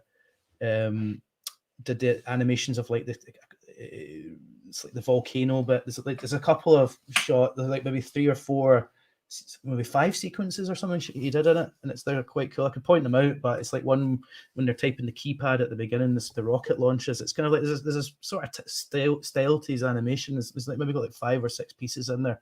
The Emerald City at the end, that's something that he came up with. And I had the job of putting it all together and kind of like making a narrative out of it. I mean, John came down to Helensburgh one day, and there's the bit when he's holding up the disco ball with the lasers, all filmed just on the beach, and it's that's like just making it up as you go along. Do you know what I mean? It's like, there's just using what's around you, and then using a lot of different kind of like elements of graphics and stuff like that, and just layering them and piecing them together to make like. I mean, I really enjoyed making that. I like doing animation. Actually, I've dabbled a few times in a wee bit of animation. Like I like to draw. I like to actually physically draw. I've got one drawing sitting here. If you'd like to. Yes, I would love to. Done. It's because obviously Bill Gates has been featuring quite recently. So it's like what a page that this is like something I would draw. And that was the Adventures of Bill Gates Jr. Futuristic, and this is Bill Gates at primary school, and he's getting taunted by his peers. They're calling him geek and loser and square. And then he goes home to his computer lab and he makes like this ray that turns everybody ugly, right? And that was that was him. And then he's like, hi, and it's his windows because he's got glasses, you see. And then this is like, how Quentin Tarantino just changed the narrative of Sharon Tate's thing and that was it Once Upon a Time in America. Well, this is slightly changing the narrative on what happened with computers. Bill Gates meets an Apple man, and tries to sell him this software. So then the Apple man just goes in a big he just makes hundreds of it in a factory. But Bill Gates secretly down here is making DOS 1.2 because he sold him DOS 1.1. Anyway, that I don't really know why I was going on about that for ages there, but so and this is Colonel Mustard at the Dijon 5.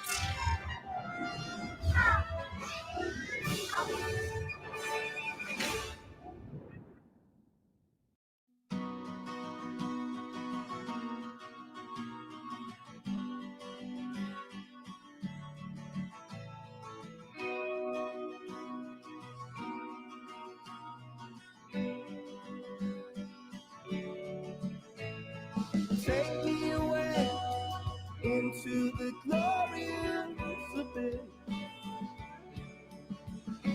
where time is a mystery from all of this mess.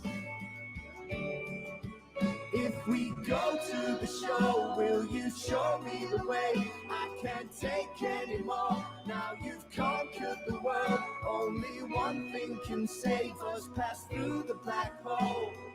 Enter the heart. Enter the soul. We've got one job to do. We've got nothing to lose.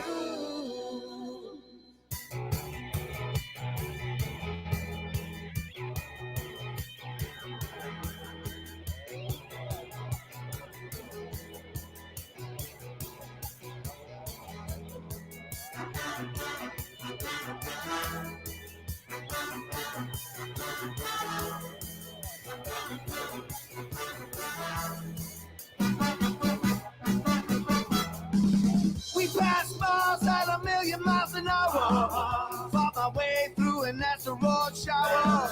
Look back at Earth and realize its power. Don't give up, this is our finest hour. Try to make sense and take no signatures. Then it came to me, planetary epiphany. I reached out to the advanced life forms. Said, do not kill and love your neighbor. Let us take you on a journey into outer space. Looking far away now to save the human race. Take you on a journey, set your faces to start. Yellow colors shining to me like the golden sun.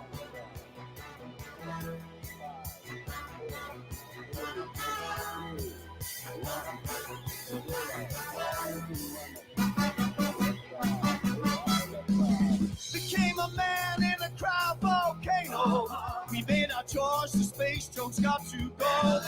Lost our minds in a graphene minefield. The natives tortured, no one would yield. Made our escape, no time to worry. Not about the mission, it's all about the journey. The gamma rays went through my soul. Rock and roll into another world. Let us take you on a journey into outer space. Looking far away now to save the human race. Take you on a journey, set your faces to stun. Yellow colors shining to me like the golden sun.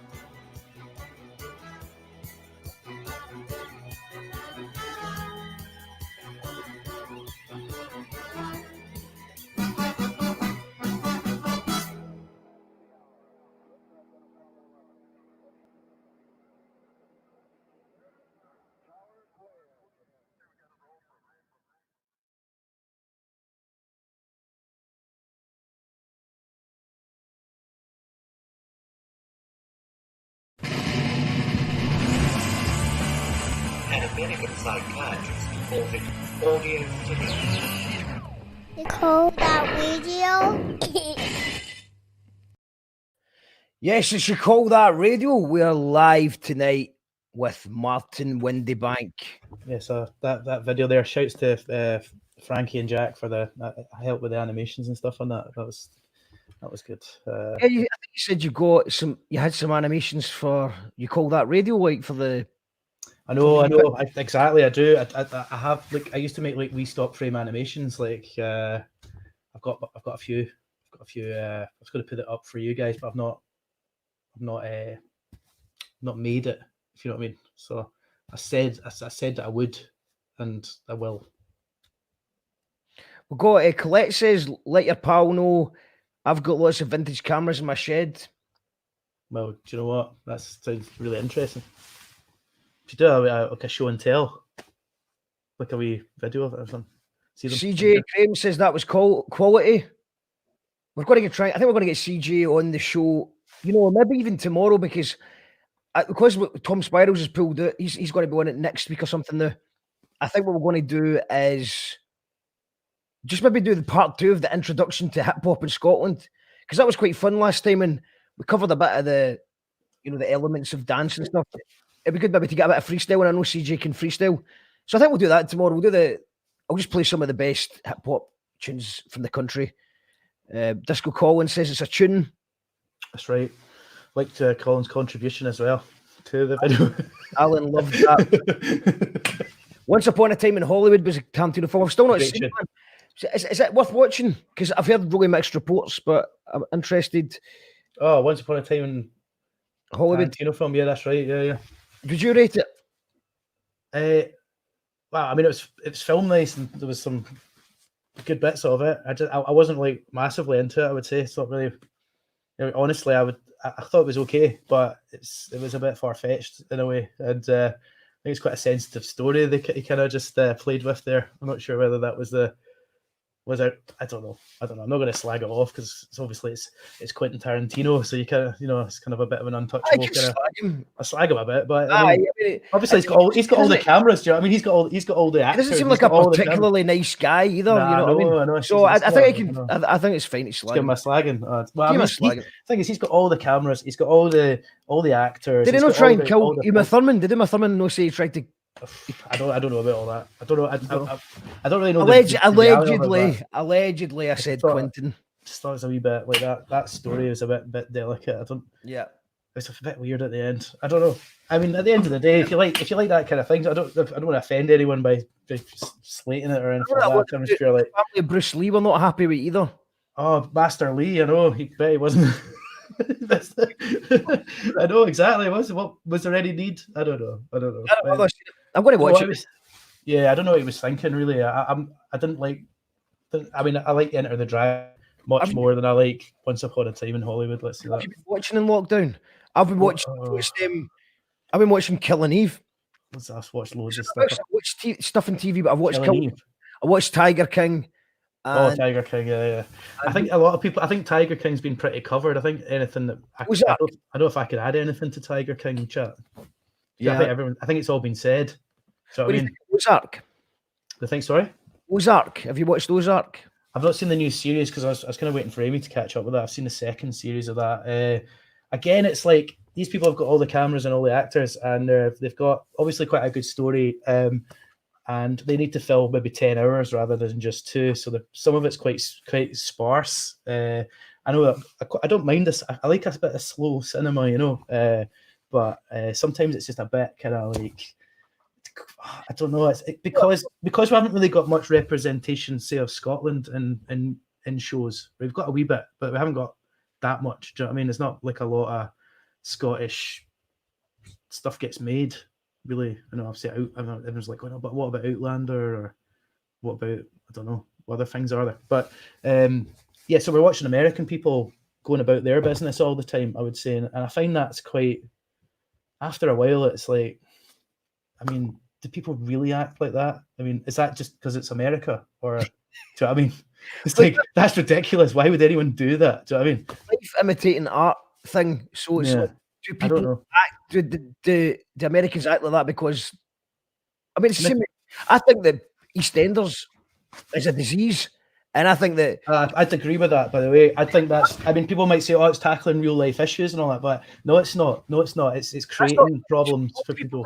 How dare you talk to someone like that? And if people just think that that's the done thing, just like, oh, I mean, I don't know if it's changed now, but like, see, when I was a kid, I used to watch. I did used to watch it, and I used to hate it at the same time. So I was like, it's weird. It was like a weird kind of masochistic process of watching this show on like a double omnibus on a Sunday. I mean, it's a legal high. It's an addictive legal high that never runs out. It's a drug addiction that never runs out. It's just wrong. It's wrong in every way. Or Coronation Street. I know Coronation Street's a bit more friendly, probably a bit less dangerous. It's a bit less dangerous, yeah. Emmerdale's was even less.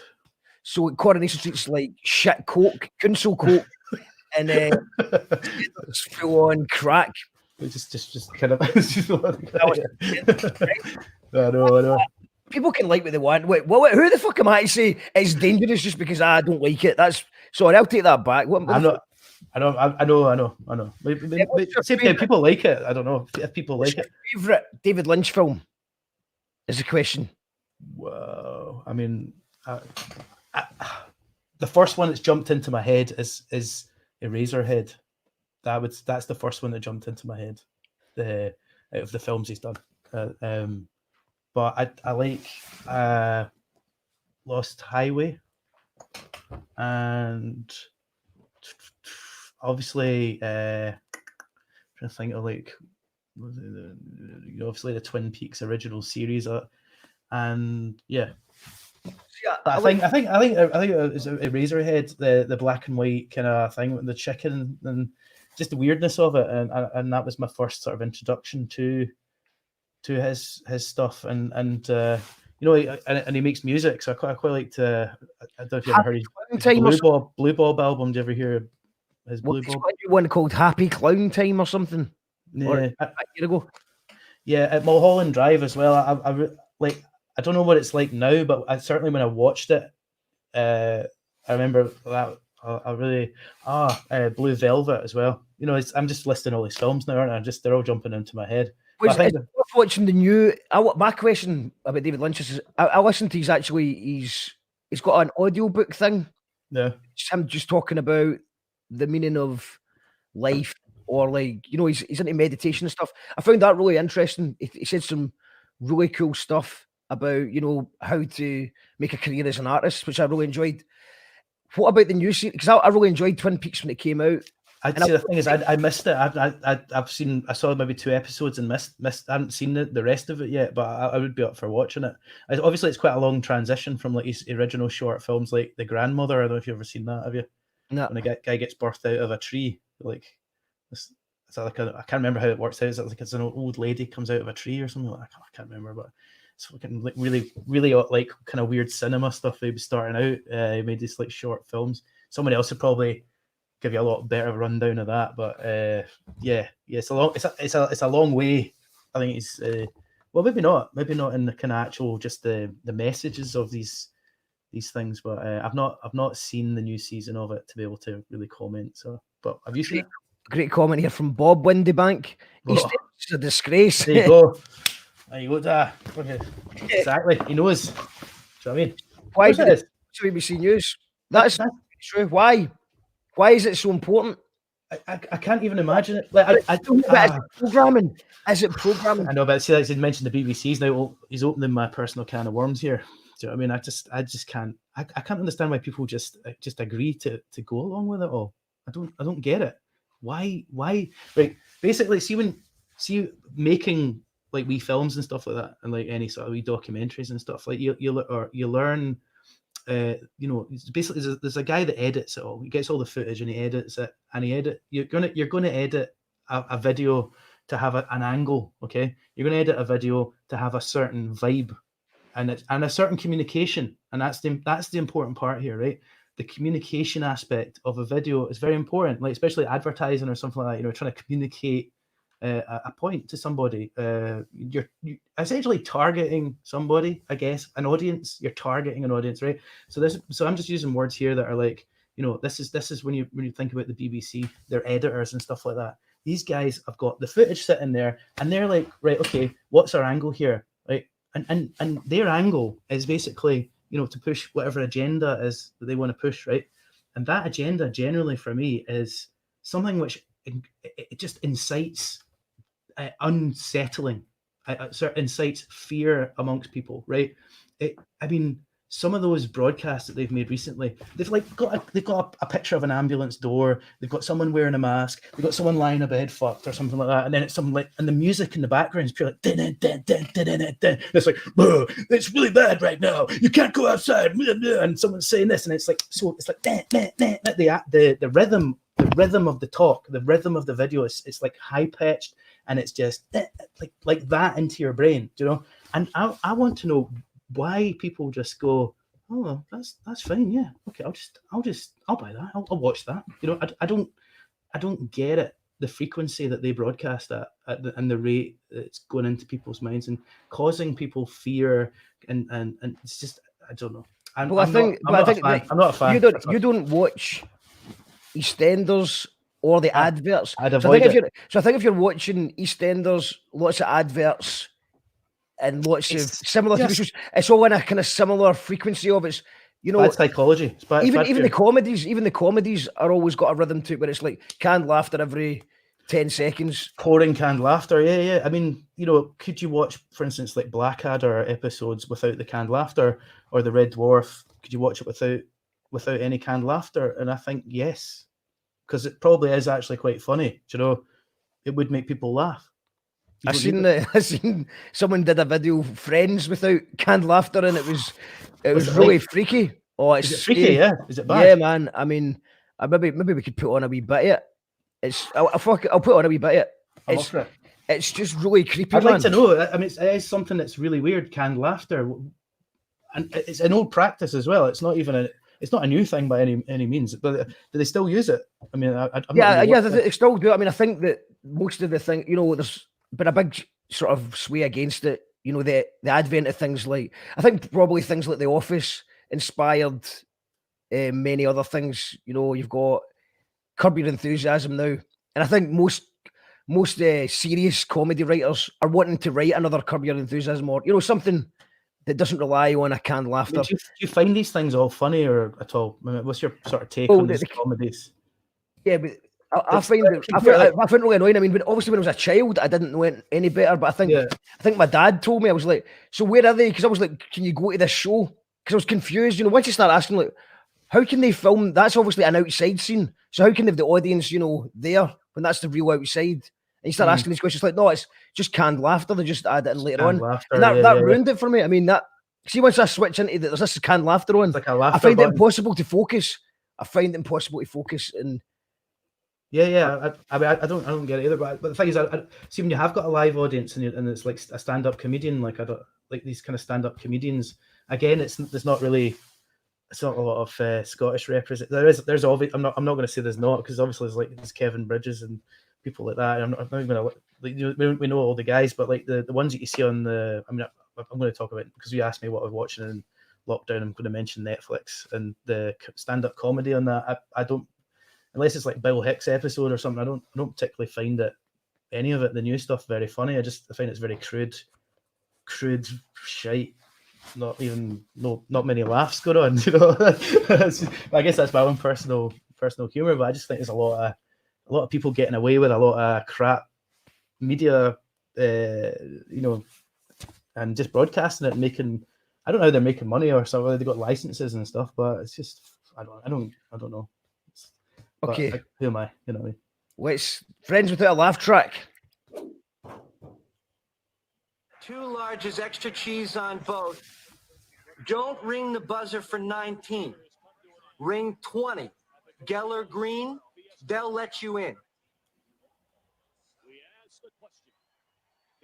Buzz our door, there's no tip for you.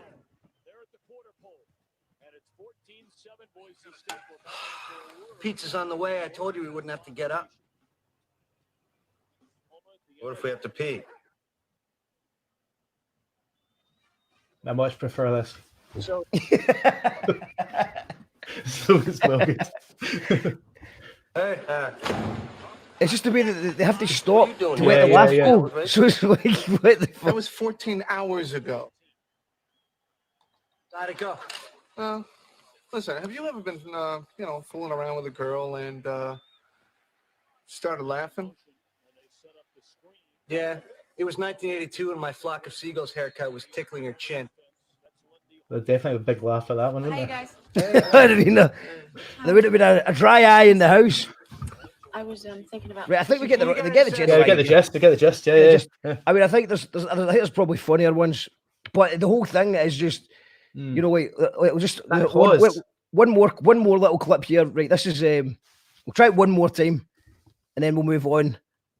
But like, this is Ross Geller Without a Laugh track, Psychopath. May I have a word with you? Oh, of course, Donald. We've been getting reports of some very angry behavior on your part. What? Threatening letters, refusal to meet deadlines. Apparently, people now call you mental. Yeah. I know they've added music into that without the laugh track, but yeah. But it gets a bit better. It gets a bit more like film noir or something like that, kind of like an old, it's like kind of Alfred Hitchcock kind of vibe going on there. John McCrory says this is super weird. Also something I'd definitely watch. Yeah, why not? Why not? I'd be interested to see a few things without the laughter in it from when I was younger. I used to watch it, and eventually you think, is that laughter? You know, Well, when you come to the realization about the laughter, you're like, does it need the laughter? Somebody did a video, edited out the birds. You know, in the old Hitchcock film Birds. Mm-hmm. Someone edited out the birds. It's funny how that movie keeps, like, I don't know, like recently, because there has actually been less cars and stuff, and I've noticed that I've not been, obviously all my gigs got cancelled, let's say, from my work, from my photography, so I've just been like taking pictures of like the wildlife and things that are around, which tends to be like pigeons and sparrows and stuff, like trying to catch them in flight. But I always think now the pigeons sitting on the lamp post watching down, and you always think of that film, that Mad Alfred Hitchcock classic epic, whatever, the birds, I don't know, like I kind of miss being able to see, I don't know, old cinema. I know you can still see it. I'm not saying that I don't know. There's not much emphasis put on the watching of like classic kind of films that were made. Like for instance, what is the classic films? What's the classic films that inspired you? Stanley Kubrick is definitely like films that he did, like Paths to Glory, Barry Lyndon, things like this. I don't know. It's something about the kind of atmosphere of it for me that I liked. I mean, I know he made Clockwork Orange, and everyone goes, "Oh, Clockwork Orange," but I do find that quite sinister for me. But I know obviously it's a big controversial movie to watch. But yeah, and seeing 2001, I think Kubrick was pretty great filmmaker, and the classics, like, it's not even just like American or British. It's, you've got classic films in every country, and some of the old French ones and Spanish directors. Like I don't know if you've ever seen like The Life of Archibald de la Cruz by Louis Buñuel. No. Have you seen Brodou Sauvé de l'eau, like Brodou Saved from Drowning? No, I've not It's seen like a classic French film. I think it's just really, really nice films. Well, I mean, obviously the Archibald de la Cruz is not a really nice film, but it's an interesting film. But it goes to show that it's not all about now. You can learn lessons from movies of the past. It's not all about just your next series on Netflix. I mean, I've not actually checked out the British Film Institute thing and what they have on it, but I'm thinking about, I do.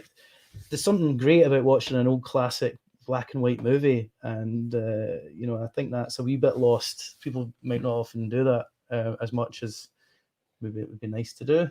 So like, oh, what we're going to watch? We've watched all the top 10 blockbuster movies.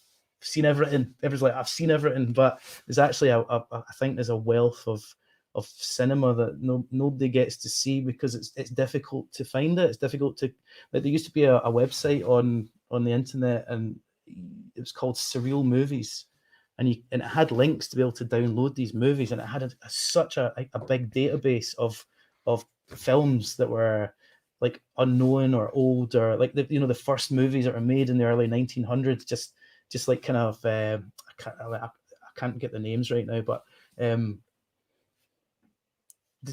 there's like the earliest sort of cinema stuff, and you could download it, you could get access to it. And obviously it's a bit like, downloading, you're always a bit like, oh, is that right or not? And obviously I never did it myself, but so that you had access to some really interesting kind of old movies and stuff like that nobody would know of now, nobody's heard of for years, and wouldn't know the directors or anything, but very, very well made, very good stories and very entertaining films. And I think a lot of that is lost in time, and it's a shame because all these new companies are punting all the fresh, like series and stuff like that, and it's all about what's getting made next, and then it's all the shiny, flashy consume this new series. But we have stuff already. We have it that we've not seen, and but yeah, Brodu Soviet Low. I'm trying to remember the name of the director. Someone might be able to help me with that right now. But it's about a kind of it's a homeless man, old man, and he walks. It's about his adventures. And he's a very nice man, and he likes to have a wee drink. And it's always like classic tales, classic stories. But there's so many. I'm not sitting here like talking like I really know very specifics, but just the essence of it. I think it's maybe something to think about or something. John McMustard says everyone watches Friends on repeat, but they should watch Flight of the Conchords and The Mighty Bush. I'll tell you what, I've got a Mighty Bush story that I'll tell once we get 200 Patreons. It's a good one. I'll maybe tell the Mr. Motivator and Badly Drawn Boy one as well. If we hit 200 Patreons. Mr. Motivator. Shouts to Sky, she's enjoying the show. Jermaine. Canned laughter, absolutely fucking pointless. Yeah, you go. It is. I think it is. It's pretty pointless, isn't it? You should be allowed to laugh when you want to laugh, you know? You need someone to tell you. Tom Adams, did you mention the tire change yellow movement showed up? Were you there that day, Martin? Of course, I remember that. Yeah. These guys were like working. It was like they were working for like Ferrari in the Formula One. Do you know what I mean? It was Gordy and Tam. Like I was like the tire burst. Like so we're going up to, was it Perth or Dundee or something? Well, it would have been maybe it might have been Inverness. It was a Jack Trees. No, you didn't go. I don't know. No, it was with Gordy and it was the Mickey Nines in Dundee. Dundee, right? Okay. Or Perth. I think it was. Anyway, yeah. Dundee, we played with the Mickey Nines, Jackal Trades. That's right. And on the way up, we're in Tam's van. Tam, the man with the van. On the way up to the gig, and the tire went. And there's us like quite a big van, right? And I'm like, my first thought is like, I have changed the tire before, but I'm like, fuck, this is a big van, and I've got no idea about this big van, right?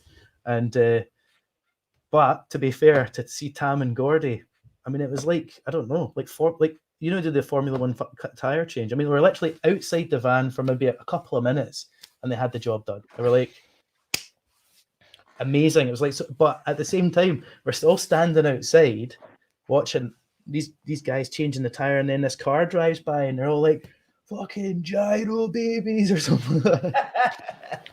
Just some random car in the middle of nowhere, just like, it's the gyro babies. The way it's like it's so random. I don't know who that was again. I can't remember. It was somebody.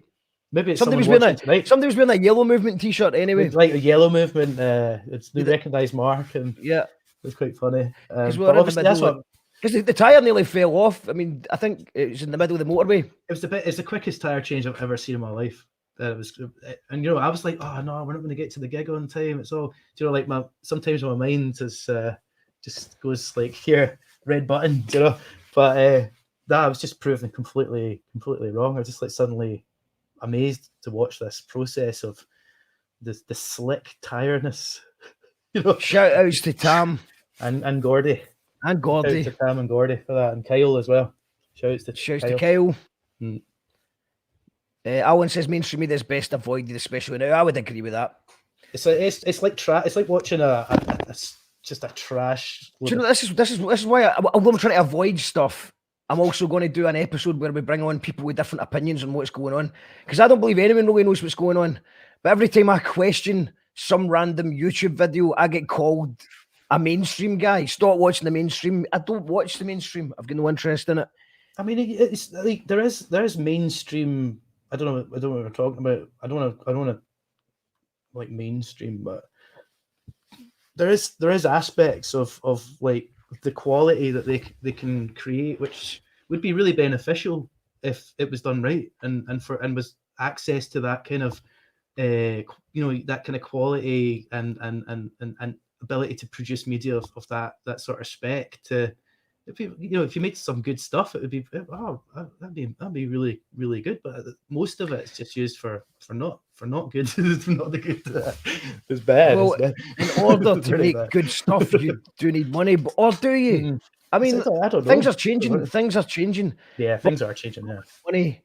Then you've got to do a lot of work yourself. But it's like now you see the people like the Good Morning Show, for instance. I don't watch it avidly, but I would say that I have caught a wee couple of moments at times randomly, and I've noticed that it's like presenters are filming their own shows essentially and sending it in. I don't know if it's either a live feed or they've pre-recorded it, and they're kind of like just starting to use like cameras that have like, you know, sort of your semi-professional bracket of camera, and they're broadcasting that, and they wouldn't have done that before. They always sent a. I mean, I would say they wouldn't have done that. It's not like I know, but I say it's unlikely. They would have always probably sent a camera team to the people's house to film the thing, and it would always have this like minted quality. Do you know what I mean? But now it's this kind of like slightly homemade vibe, you know, to some of the shows. Not that I've seen a lot of it, but and obviously because these shows are pretty shit anyway, so you add. Yeah, exactly. So it's that, but it's like normalizing the kind of semi-professional look, and I think that's always a thing that's what we should be allowed to have. The mainstream should have, you know, people should have access to be able to. Do you think it's shit cameras makes people more anti-authority? Because now you've got Piers Morgan and Philip Schofield moaning about the Tories. Is it because the cameras have got shit? I mean, like, it's just I think I'm trying to put that in. It was a shite question. It's a shite question, but it's a shite question. I think the camera's been shit, but I think it's about. I find it quite interesting that people that get the opportunity to question, you know, Boris. It's interesting to see them, those kind of people suddenly going on the opposite side to maybe what they would have done in the past. I think that's interesting to know about that. And I think it's important that they are doing that, because, you know, there's no point in just, what do they call it? I don't really want to use this expression, but it's the first one that jumped into my head. Flogging a dead horse. You know, it's just that was a bad. I think that is a bad expression, but that's you know, the kind of thing is like, you know, seeing the government as a dead horse being flogged by someone like Piers Morgan is it's odd. It's odd. They were, you know, Piers Morgan and Philip Schofield were just, you know, Philip Schofield was getting selfie taken with Boris. Piers Morgan was just criticising anything. You know, Piers Morgan's on Air Force One, man. Do you know what I mean? Just sitting like besties with a fucking. Do you know what I mean? It's like, why do we have Boris? Because Jeremy Corbyn liked gardening, or he wore flip flops or some shit. Can't even remember. It was stuff like that. And now they are questioning, but I wouldn't trust them as far as I could throw them. No, I mean, these people all, like, their Saturday nights when they were younger was like down in the debate club. Do you know what I mean? Trying to win arguments against each other and trying to get each other to answer questions that they weren't going to answer for the entire. And they take great pleasure from dancing around the questions. They're like question dancers. They're like they're like the river dance of questions. They're like Michael Flatley of questions. Do you know what I mean? They'll dance off a question for as long as you want them to answer it. They'll not answer it. So instead of a Q&A questions answers, it's Q&D question and dancers. Just basically flicking their legs around, just jumping about. But the thing is, I think that's what people need to remember with, so they don't get too upset, is that, you know, the job of these people is to push their agenda, and they won't divert from pushing their agenda. So no matter what question you want them to answer and what you want to know from them, they will tell you what they want to tell you, but they won't just suddenly go, I'll answer your question. They'll do everything, every linguistic gymnast. In terms of gymnastics, think of linguistics as the next somersault, you know, from being able to dance off that question that was just posed by a journalist about something to do with the current situation. Do you know what I mean? It's just... See, I think it used to be a bit of an art, but now it's an art. It is still, but I don't think it is anymore. I think Theresa May changed the game. They're like the Mike Tyson. She just said strong and stable, and she still got elected. And no mainstream media questioned anything she said. She just kept saying strong and stable, and that was it. That's it. The agenda. That's it.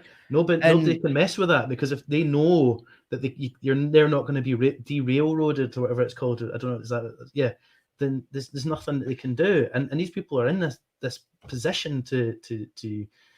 They're pushed into this position as well. They're the ones taking the flack of there's people around in the background that are, I don't know. I guess it's like the marionettes, you know, the puppet master people, you know, that we don't see. So, I mean, they've got a job. That's what they do. They wake up. I mean, at the end of the day, they go to sleep at night. They might go to sleep at night. Don't know how their conscience is, but at the end of the day, normally as a human, probably if they are human, they go to sleep at night and they sleep for how many hours? Then they wake up, probably have a bit of breakfast, maybe catch up on some current affairs, and then a few lines. Get to the work. You read a few lines, you know, get to the work, and generally it's probably like straight into some kind of pub, the bar.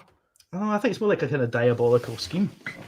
Or I something like that. I mean, it can't be fun. I can't think of a worse job, to be honest. It sounds shit. But I don't know. I don't care how much money. I know that you can enrich yourself very easily doing those kind of jobs, but it looks terrible. How do they sleep at night? Right up there. How do they sleep at night? What's that called? ASMR or something like that. They probably listen to that as they fall asleep. But it's like ASMR of people like with like filofaxes and stuff like that, and clicking pens like really gently against the microphone. Well, I like a good quiet podcast to just go to sleep. So what I'm going to do is I'm going to make a quiet podcast. The radio like right strapped to their head. I'm going to record an hour of me dancing around questions in a really quiet ASMR. Exactly. voice. Yeah. Like that's the thing. It's like no matter how many times you get the question asked, you just think a different return. You'll just miss that whole question out. That thing that happened with that health secretary guy, the guy just never even answered one of the questions that was asked by Philip. Piers Morgan and Philip Schofield is just a smokescreen, a self-preservation exercise for both of them. Yeah, I think so. It's like they've really fucked everyone over. They've got a big platform, and they know that this has went really, really badly. And they're like, right, we need to criticize this before. No, but the thing is, I think it's torn. I think people are behind both sides equally almost. Because I think there's a lot of people out there that will just take the face value road. They'll just do what the government says, and that's the way, and that's the way it's always been. There's so many people. Boris is doing quite well. His ratings are okay. Exactly, and you know, people like Philip and stuff like that. These and Piers, these guys, they've got a fan base that aren't going to shift. You know what I mean? No matter how bad it gets, they'll still have people that will just listen to what they say, and you know, and it's odd because, but at the end of the day, it depends what fits your vibe. I mean, not everybody likes music and festivals and that. There is, you know, it's like, that's what I was thinking the other day, was like, you know, if you like into finance and law and all that, and you just like going for a drink and talking about that, it's a bit out of my spectrum. Do you know what I mean? But they like it, and it's all the different kinds of humans that are about, and all the things that they like. It's a wide, wonderful world, but it's also got a lot of annoying aspects, and it's a shame that the controlling aspects of it seem to control it away from everyone having the sort of good time that they would like to have, you know, and the good time that they could have. As I think, you know, and really importantly, what I found, you know, being a photographer at times is, you notice things. You take your attention to detail really heightens. I mean, I'm not obviously like magic powers.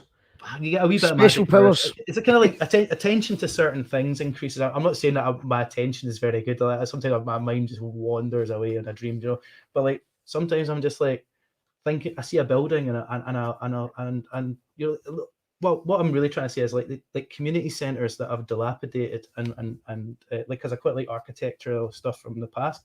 So these kind of like you see them about. I mean, everybody's going to have one that they know of. It's like a community centre that is no longer in function, you know, and just that is, I think that is the true sadness, because all those years, I can remember the last time a community centre was really a buzzing thing, you know.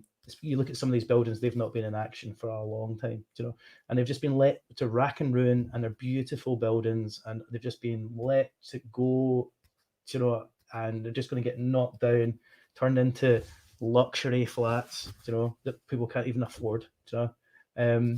And yeah, I think that whole aspect of community spirit, like, that's what I really like about the space. It's like Matt Lygate he's made this, you know, this environment like a community spirit to help people around the Carlton area.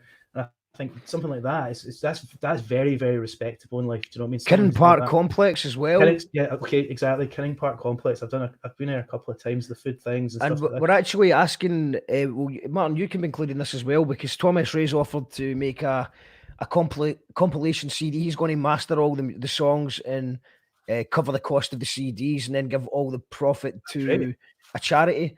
He suggested NHS, but I kind of said, no, let's go for a local one that we can actually. Because I mean, it's only I don't know, it's 100 CDs. Is that £1,000, something like that? So what kind of? So we're looking for local charities that are doing good work in the lockdown that could maybe £1,000 would really help. So if anyone's got any ideas, please let us know. And Martin, if you could record a wee tune for it, that'd be great. Because we're trying to get of course, try to get a mixture of, you call that radio guests, maybe, or any of the poets could do it as a poem. And you call that charity CD. That's that Tom S. Ray's done that. Thomas Ray's doing that. Yep, that's great. That's a good idea. Yeah, I mean, let's have a look at that. Let's have a think. I mean, who really needs a grand to keep their thing going, and who's helping the people. You know, it's important. That's the thing that we're obviously missing now, is that community engagement, because we can't get in to meet each other. And even before all of this happened, those, you know, obviously we've just mentioned those two places, but the old ones that have gone, I mean, it's for the connection between the generations. It's, I mean, just traveling to Spain, things like this, and seeing the way that they respect their elders. I mean, one really interesting thing that I got at one time was I got a chance to be in Guatemala, right? And I was in a place called Antigua. I was there for my brother and my family, and I was very lucky to have been there. And we were on a tour, and the girl who was taking the tour said that people in Guatemala, they're not considered adults until they're 60 years old. So that was kind of like for a kind of national thing to be that was, I thought that was quite really interesting. You know, I mean, maybe we are. I mean, I feel quite young personally. I'm still, even though this is I suppose I have my 40th this year. You know, I like the way you say you're supposed to. Supposed to. Yeah, okay, fair enough. It's still happening anyway. But do you know what I mean? There was plans apparently, and those plans have changed. But I mean, it's when is your birthday? When is it? End of August. End of August. It's Lindisfarne time actually. Oh, Lindisfarne Festival. Last year was such a good one. Is Lindisfarne officially cancelled as well now, or? I don't know actually. I don't want to second guess or even guess about it. I don't want to like. I hope it all changes and it all goes back and all that. But you know, it's just that whole kind of you know, being this age and still feeling like I don't really feel like an adult like some people are, you know. I still feel like I'm quite. Well, I think that's because you've got a creative profession which keeps you young, and you get to do. I don't want it. I don't think we need it all. Do we need to be all kind of like just like grow up and man up, and you know, does everyone need that? I know people really have to stiff up our lip of life and need to conquer everything and you know, just run through it quickly. You know, I mean, be the first to get there. It's, you know. It's not for you. Not for me, really. No, I don't. I'll be an adult when I'm 60. That was it. Well, let's just, speaking of going back, let's go back to the Planet Fort Knox video. Oh, so somebody commented on this recently and called it iconic. Wow. And you know, this is the mask thing as well. Somebody put it in a masks playlist because obviously masks are popular. Well, I mean, it's again, it's like I would say it's like this is a kind of filmmaking. I guess this is a kind of a kind of genre of filmmaking. Is this kind of you have a song, but you just go and make a video for it. You get a couple of props. You think, okay, you listen to the song, you have a couple of wee bits of idea, and then you just go out and film it all. And it's a lot of fun day. It's a fun day. There's no costs involved, really. You know, it's just let's just go and film something fun. And this is another great version of that. I kind of think. You know? Well, just to fill in a little bit the background to this tune, there was this was the week before Who Took Utopia, the album came out, and I was obviously very keen to get a new video of a new song that nobody had heard yet, because some of the tunes we'd been playing live for ages, some of the tunes had already been released, so I wanted something new, and I thought this one was really punchy. This is Robbie Gunn on guitar, co-wrote the song, did a brilliant job. What's the place called? The venue of this, the main one. It's Cathkin Park. Cathkin Park. It's just next to Mount Florida. It's next to Mount Florida. What did it used to be? Do you know? It used to be. It was a football ground for. I can't remember off the top of my head, but someone. In fact, if I just go into the comments, it will tell you. It will say. I can't remember. Let's make it a competition to win the prize. Tell us what this part was used for. It's in Mount Florida, and you can see that I had the tinfoil mask on. Yes, I mean, this song is actually a lot about what's kind of happening right now. All the budget on the tinfoil. Yeah, it was just because if you remember the build up to it, I was questioning everything, and I was going down the rabbit holes, and I was finding patterns that weren't necessarily there, because. And you need to listen to the whole album, Who Took Utopia, to find out what's happening. And I don't want to give too much away because I want to leave things open to interpretation. But at this part of in the record, the character is going down the rabbit hole of paranoia and conspiracy theories, which I think we've all went down that YouTube wormhole with a smoke in you. It's normal. It's actually it's quite healthy. It's good to question things. But if you start just questioning things all the time and finding little patterns, no matter what evidence anyone throws at you, you've got an answer for it, or you can say that's fake. And it's not really healthy to go too far into it. And the planet, I just done for a laugh, I just seen that Yorkshire Tea had a sign up saying Brewtopia. And it was the week before Who Took Utopia, or the month before it. And we had the album. Yes. And it was basically similar to one of the ideas for an album cover. And then I just started accusing Yorkshire Tea of breaking into my computer and stealing my ideas. And then loads of things, weird coincidences started to happen after that. Like Sonny Govan, it turned out that Dave Blackburn for Sonny Govan used to work for Yorkshire Tea marketing. All of a sudden, Yorkshire Tea brought out the Libertines tea, which was a Libertines special tea. And at the time, Libertines had the same manager as Louis for Hector Berserk, and everyone thought that somehow I was doing this as a sponsorship for Yorkshire Tea, which I wasn't. And it's just quite interesting. If you just look for a pattern of something that exists, you're going to find it. And that's kind of what Planet Folk Knocks is about. Now, as for the video, we didn't really have a plan apart from, we had the boiler suits. We were wearing the boiler suits at the time. And I had the tinfoil, I'd fashioned the tinfoil mask. And I was like, right, we need to get that in. But none of the rest of the band turned up, or they couldn't make it. But we didn't have any time to rearrange it. It was the week before album. So we went, phoned, you came down, we just did it between the two of us, and shot a bit of it inside the flat, shot a bit of it in the park. There's a bit of live stuff as well, isn't there? There is a little bit of live stuff. There is actually, yeah, bit of live footage. Just to get that was mainly just to get the rest of the band in. And I also, think. Wait, was that Linky Lee when you backstage? Right. And you just you sang into the camera without any backing track, but then when I went to layer it over the video, it was exactly a perfect time. So well done.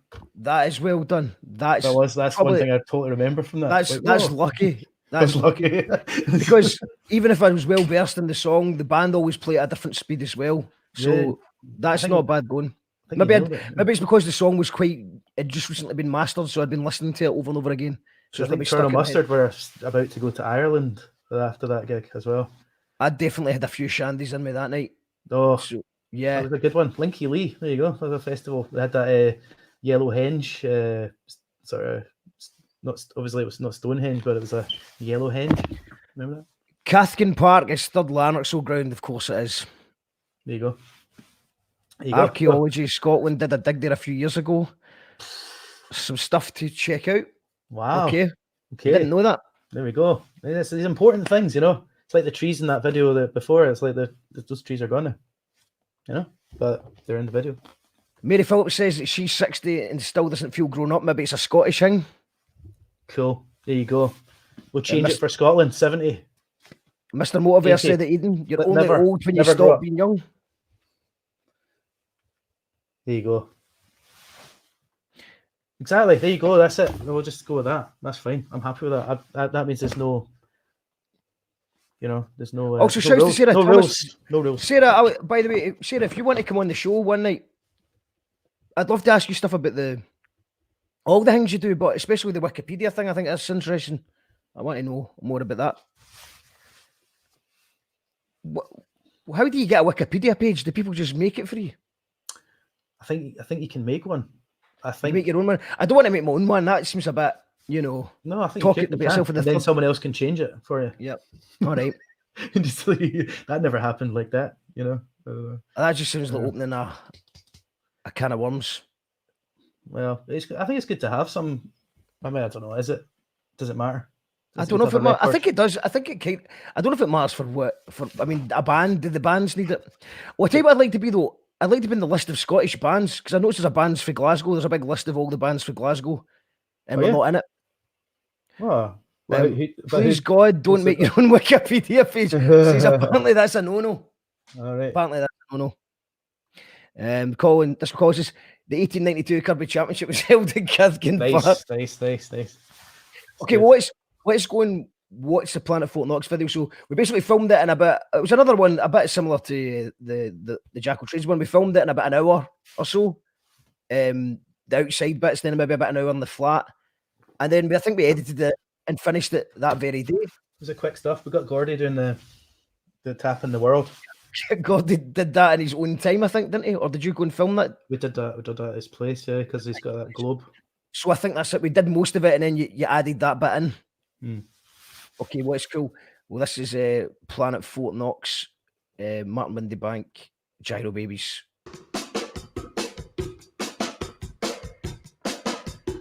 To my credit, I was drinking slowly, and to my detriment, I wasn't really. It's all swinging round a bitch, hocus pocus, looking over his postman, and I'll whenever he delivers. If I ever look confused, don't worry, me, I'm getting you. Just correlating data. Me one day I'll tell ya. People want the truth, but don't care for facts. They want a black and white, soundbite as a green light to react. I'm not angry to say I was suggest I'm somehow surprised. I'm not sure, no one sure. It's all so very predictable, also very avoidable. Go up, make it walk, make more, remorse bubble. I have my own theories, I'm the king of this rubble.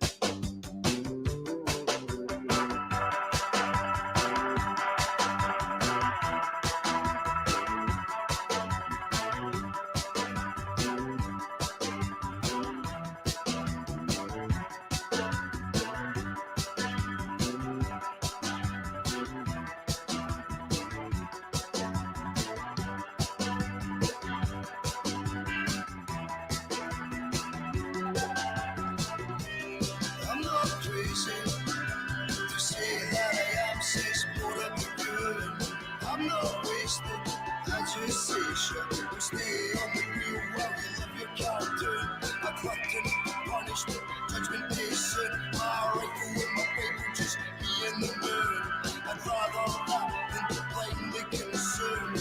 Sheep, goat, sheep, papa, to the abattoir, cabin, papa, from your mama, of an avatar. Sheep, goat, sheep, papa, to the abattoir, cabin, papa, from your mama, of an avatar. Shooters get out rich to the trespassers, persecute my mother.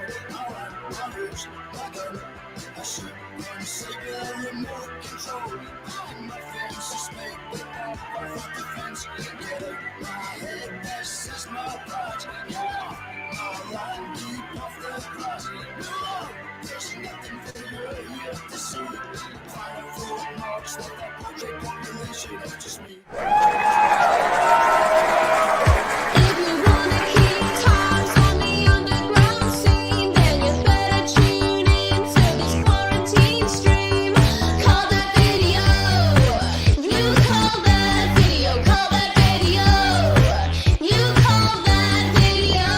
Last one sleep.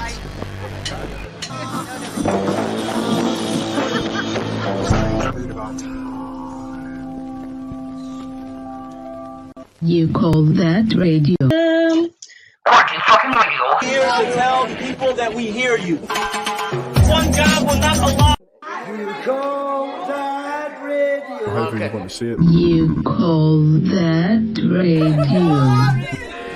You call that radio? However you want to say it, that's kind of part of the fun. Powered by our patrons. Brothers and sisters. We are indeed powered by our Patreons. Joined tonight with Martin Windebank. And yeah, we don't have any adverts, we don't have any sponsors. We've just got Patreon. It really wouldn't be possible without you. Thank you to everyone who's supporting. Martin Windebank, Planet Fort Knox. Yes, yeah. No, it's a great one. It's a great one. I really like watching that. It's a great song. Yeah, it's been an honour to make that. And it's just, you know what I mean? interesting how all that stuff happened because looking back, it actually looks like a good video. And considering that neither of us knew what was going on that day, No. The special effects are, they were extremely, they were planned, for weeks in advance. that bit with the shutters and it goes down. It's a good, I like that. That kind of that comedy's. There's a wee bit of funniness in there. the flying amazing, man. I just remember going, I think I've got an idea. This should be good, and then it's like, oh no, that is good. That is good. Yeah. That's it. I like that. Like kind of really, just really improvised effects. Just using the camera and stuff like that. I always, and when you think of a new one, it's always a good moment just to have a wee. And it's always very subtle. Like, that's what I like about. That's what I always try and do with things. It's just like have a wee bit of each thing. It's not like you have subtly. I think that's a good way to make things. It's not have too much of the same thing. Just break it up a wee bit, but have smatterings of like different aspects. I mean, I know that's really vague what I'm saying right now, but like recently I'm making music with music video with Callum Ingram. No one's seen it yet. It's gonna come out one day, and we used a wee bit of. I've got a wee bit of effects in it over the video, but not too much. Just a wee bit. Just a wee touch. A wee flashes of colour things. It's important. Great videos. Says Gordon Dawn. Petra says massive hit. That's a hit. That is a hit. It should be on a hit. That's the thing. These things should be like heralded as massive hits. Of course, absolutely. They're great songs. And why is nobody else? Why are they not getting? I don't know. Obviously, we all like Lewis Capaldi. We all think he's a great guy, and he's all done very well. He's done very well, and he's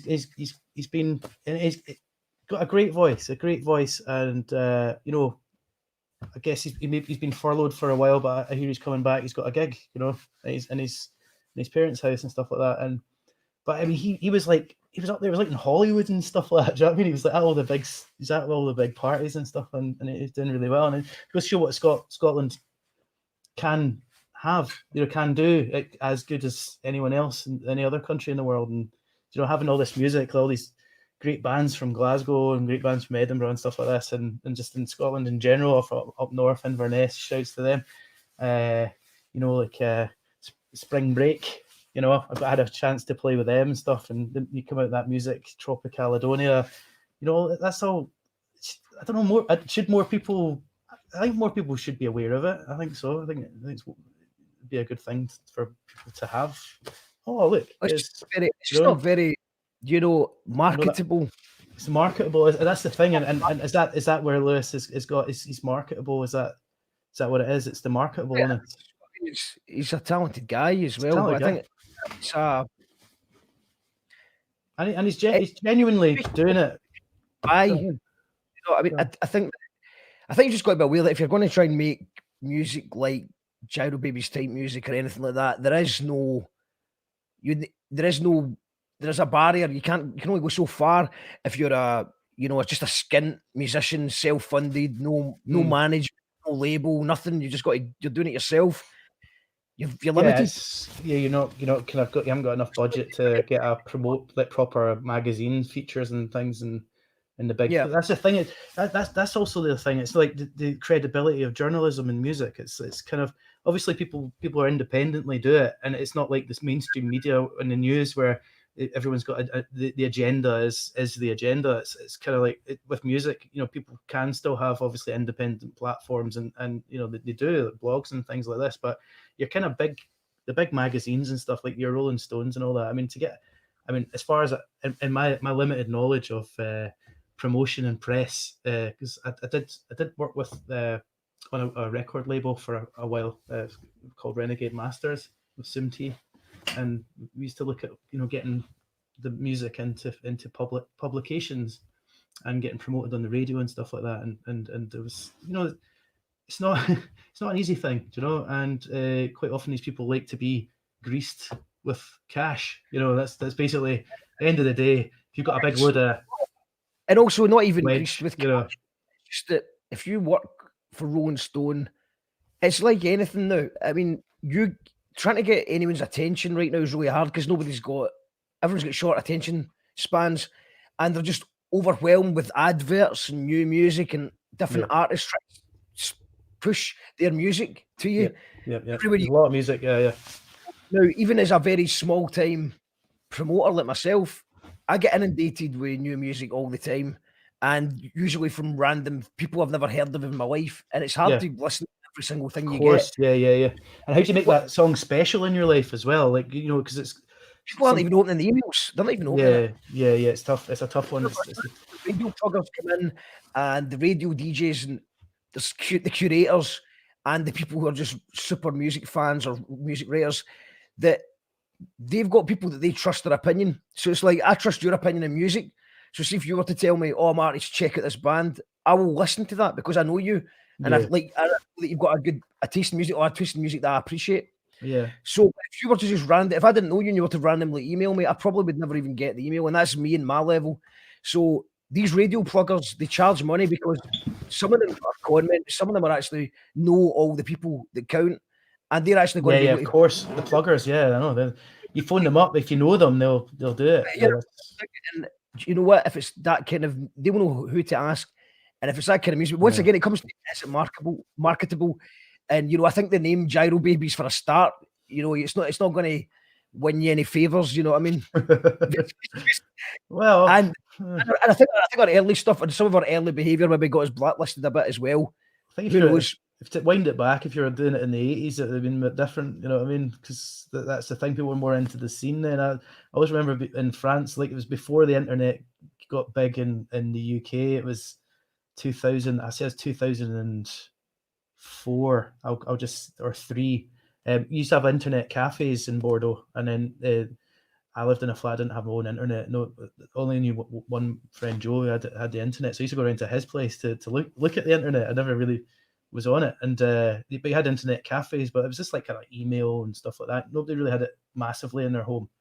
And then just after that, 2003, 2004, it started kind of like, really getting into people's homes, and things started changing a lot. And I can't exactly remember my point where I was going with that, but I think it was something to do with the level of change. Because I remember going to the music stores, like it's called Fnac in France, FNAC. It's like HMV, but it's like it sells CDs and stuff like that. It's big superstore. And I remember going in there and thinking, it was a weird phenomenon and it was like each section of the music. It was like you had a reggae section, a techno section, a rock section, all that. But the people that would, I mean, I'm saying this as a real generalization here, right? But the people were standing looking at the CDs. I remember just being in there one day going like that. The guy who was standing next to the rock section was wearing a white t-shirt and a leather jacket. The guy at the reggae section was wearing a big dreadlocks with a big trench coat. And it was like each section of music, the people that were standing at each section were dressed to fit in with that style. They were buying music, and they're also wearing the clothes. And I guess it's emphasized in a sort of like a commercial environment where you're in essentially a factory of music. But if you went to the gigs and stuff like that, you wouldn't notice, but everyone would be dressed accordingly for that style. And I think now is that it's something that even exists, or am I way off? Well, I don't know. Well, as someone who knows absolutely nothing about fashion, I think you're probably right. I don't know. And it's maybe things started getting better for us when we just wore a boiler suit, because it would stop us making any fashion faux pas. I speak fox paws, mate. I speak French too, pal. Fox paws. A fashion fox paw. I was just trying to swerve it on so I could talk about my t-shirt for a bit. All right, okay, let's see that. It's I was going to tell this story. Well, Bob Windebank did comment earlier on to say that he recognised your get-up. Yeah, it's a t-shirt. I designed this t-shirt for the rock band Toto. It was from their Falling in Between album tour for Europe and Scandinavia. But they asked you to design it. They never. I met a guy in a pub. We were. I wanted to tell this. This is like a story because like John Colonel Mustard last time he was saying. Was this the name drop? This was his epitaph. So that he was saying that been on this show. So I thought, well, I better document something, a story, like a name drop story. Here's a name drop. Oh, I dropped the name drop just at the right time. That's it. The Toto story. I told my brother because my brother was involved in this. So I met this guy in a pub. I'm not going to specify names and things like that. If I just keep that, Can we not? I thought was you dropping the name during the name drop. No, but the guys, you wouldn't know this guy. I just met this guy in the pub. All right, got you. Right. It's not the time I met Franz Ferdinand in the pub and went to the gig. I got a freebie into the gig. It was the time when I met this guy, and we were both watching this rugby game, and it was like Scotland versus. Oh, sorry. Just a sec. You met Franz Ferdinand in the pub, and they gave you. They just freebie. Yeah. They took you out. Basically, I got a free guestie into the show the next night because they were in the pub playing pool. Take me out, still a tune. Still a tune. It's great. No, that gig they played for like fucking hours. They played like 3-hour show. It was just like the encores and all that. It was very, very energizing. And I never really was into the CD, but was seeing them live. I was like, very a lot of energy. Went right up in my estimations in music and everything. Like the really, really good stuff. Franz Ferdinand, epic, when I saw that show, absolutely. But the Toto thing, that's I'll just try and reel it back in. That's okay. That's all right. That was the same. It was actually the same pub, but it was years apart. And I got this. I met this guy in the pub, and we're both shouting for Scotland, and we were the only ones in there doing that. Everyone else was French, so we kind of like stood next to each other and had a couple of drinks. And he's like, "What do you do?" And I was like, I'm a graphic designer, right? And I did dabble in a bit of Photoshop and a bit of Adobe Illustrator. I wasn't like a graphic designer, but I had made graphic designs. Like I said, I made my wee artworks and stuff like that, like collages and things. And anyway, he was like, "Oh, do you want a shot? I'm a merchandiser for a rock band. Do you want a shot of making a t-shirt design?" And I was like, yeah, okay. I'm trying to reenact this, but it's a bit crap. But it ended up I spent like four months working on this, right, to make this. It's like I got some graphics and I made this mad. I don't know if you can really see the detail. Basically, this is a band print T-shirt. The actual design that I made is very squeaky clean. It was very clear. But see when they wanted to cool it up for the band, they kind of like made it a bit more kind of like darker colors and things like that, and a bit less detailed, but also probably cheaper print. But anyway, so off the back of that, after a long time, 4 months, like I'd never really worked on a big project of any sort of art before, in any sort of thing like that, and it ended up they ended up saying, yeah, well, we're going to print that and we're going to use that. So they did, and and basically got me and my brother got invited. Well, I got basically a guestie +1 with a hotel to go and see the band, to go and meet the band in Paris. So me and my brother I met my brother in Paris, stayed in a hotel, and we met the merchandiser guy. And on the way down there, we basically smoked a magic tree.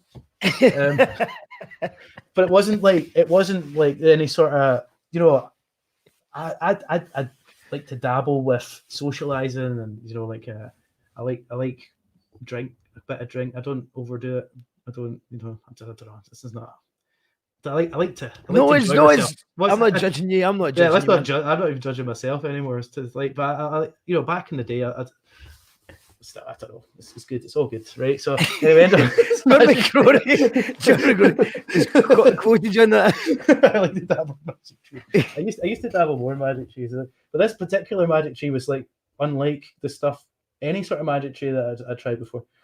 In the fact it was more like scientifically created in a laboratory kind of style stuff, and I'd never experienced that level of paranoia in my life, you know, walking into this giant industrial sized, you know, sort of hydro sized venue, and then watching this gig, and then meeting these people whilst, I don't know, floating in a you know, I mean, is it good to talk about the sort of paranoia and things like that you can get? If you, of course, man, go for it. Yeah. Well, you know, it was all kind of like, we're here, see this great thing. I've made this T-shirt. It was all going to be like, you know, the big great glory moment, you know. But walking in there after that, I was literally like, it was like a wee bit like a dark nightmare.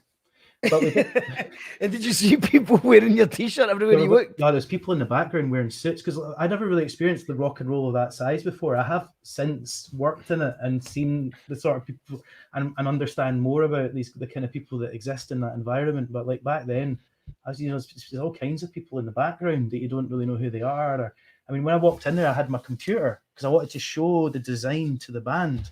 But this guy came up to me and went, "I need to take your computer," and I was like, "What?" And he's like, I need, you know, you can't have your computer like walking about with a computer. And I don't even know why to this day, but I was like, okay then, and I gave it to him. And then instantly I'd given him this random guy my computer, and I'm just like, what's he doing with my computer? He's gonna steal the design. Right? Wait, to steal the total design. I'm with my brother, and I'm like, James, that guy's he's got my computer. He's gonna like steal all the stuff on my hard drive and all that. James is like, no, it's probably fine. I'm like, no, and I was like creeping around, just like trying to find this guy, like looking at him through a window, going, has he got the computer? And then we're like fuck the computer. And I went and watched the gig, and it's really busy, you know. It was a big gig, and then at the end of it, it was like going to get my computer back, meeting the band, and seeing the merchandise for the first time of a giant rock gig. And people probably watching this might have. I mean, obviously, you know yourself, you're a man that knows about a T-shirt. Do you know what I mean? So you can understand the kind of the sort of things that can happen with that. And it's I know a lot about T-shirts, mate. That's what I'm thinking. Yeah. Done that.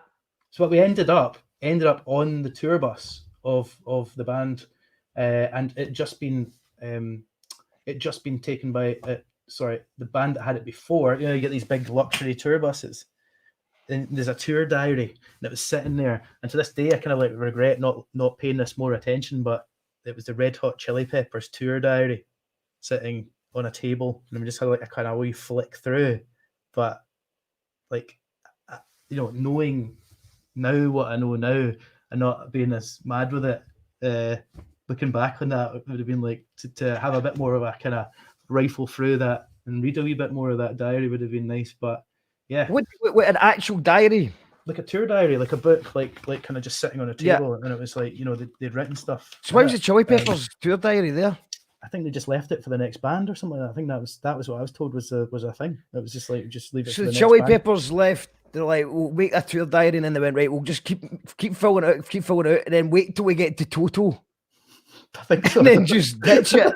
And It does sound insane though. I know. Well, It sounds like talking shit now, we'll leave it for Toto.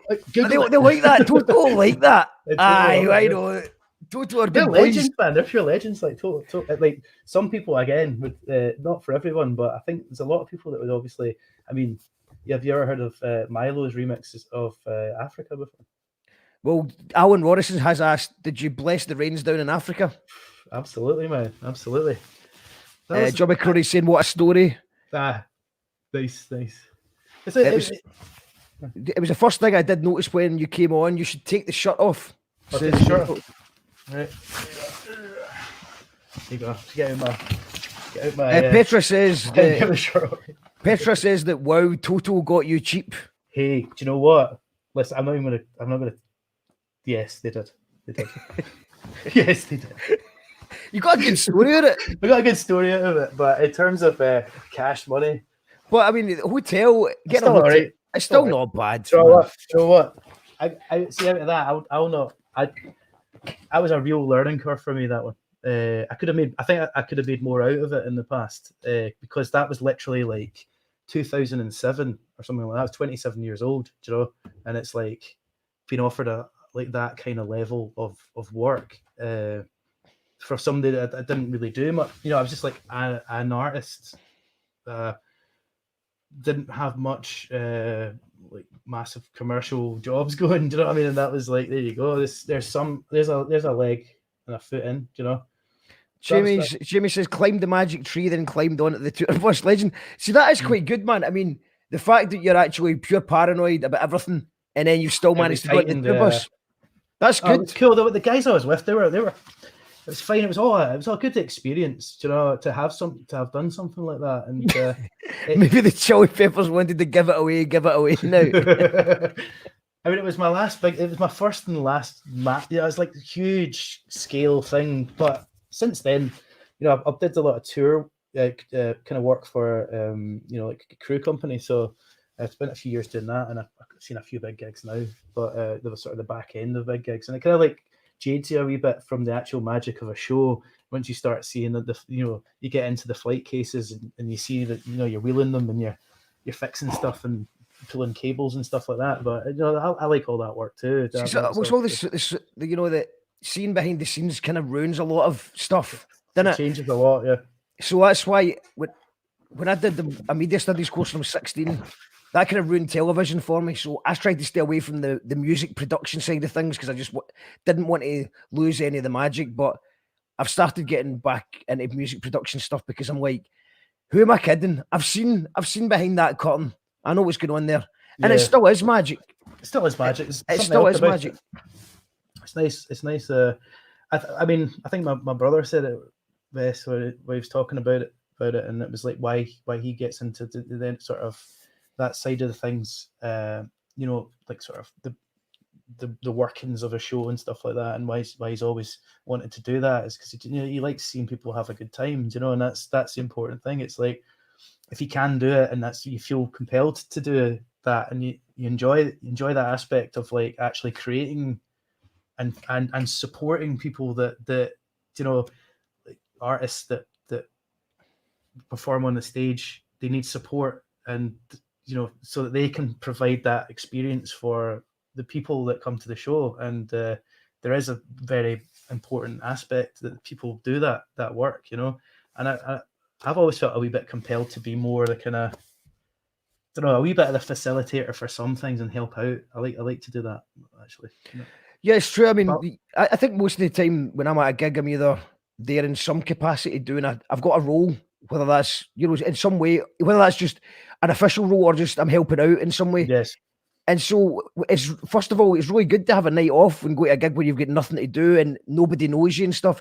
But then at the same time, there is still a part of you going, I could help with that. You know, that maybe that needs done.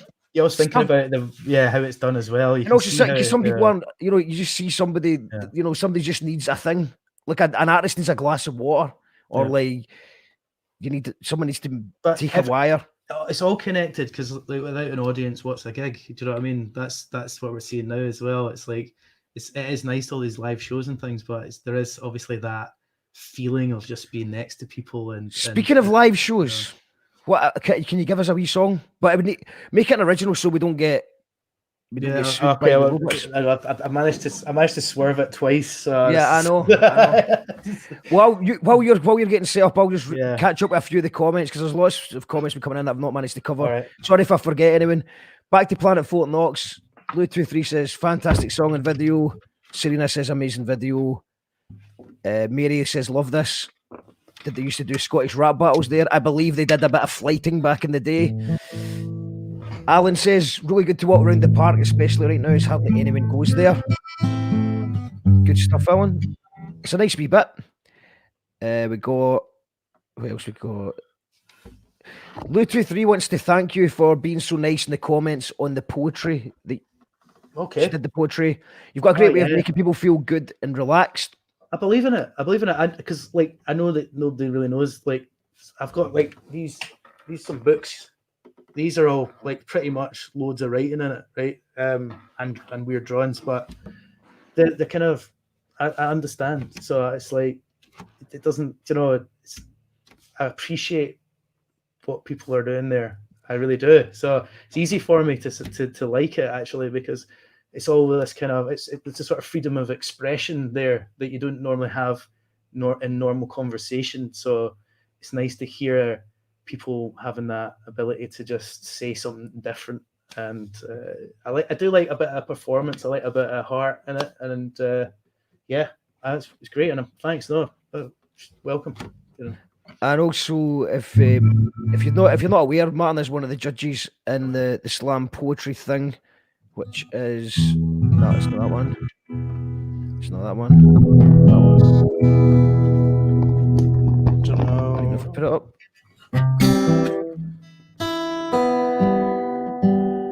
I don't think I uploaded that one yet. Slam final is here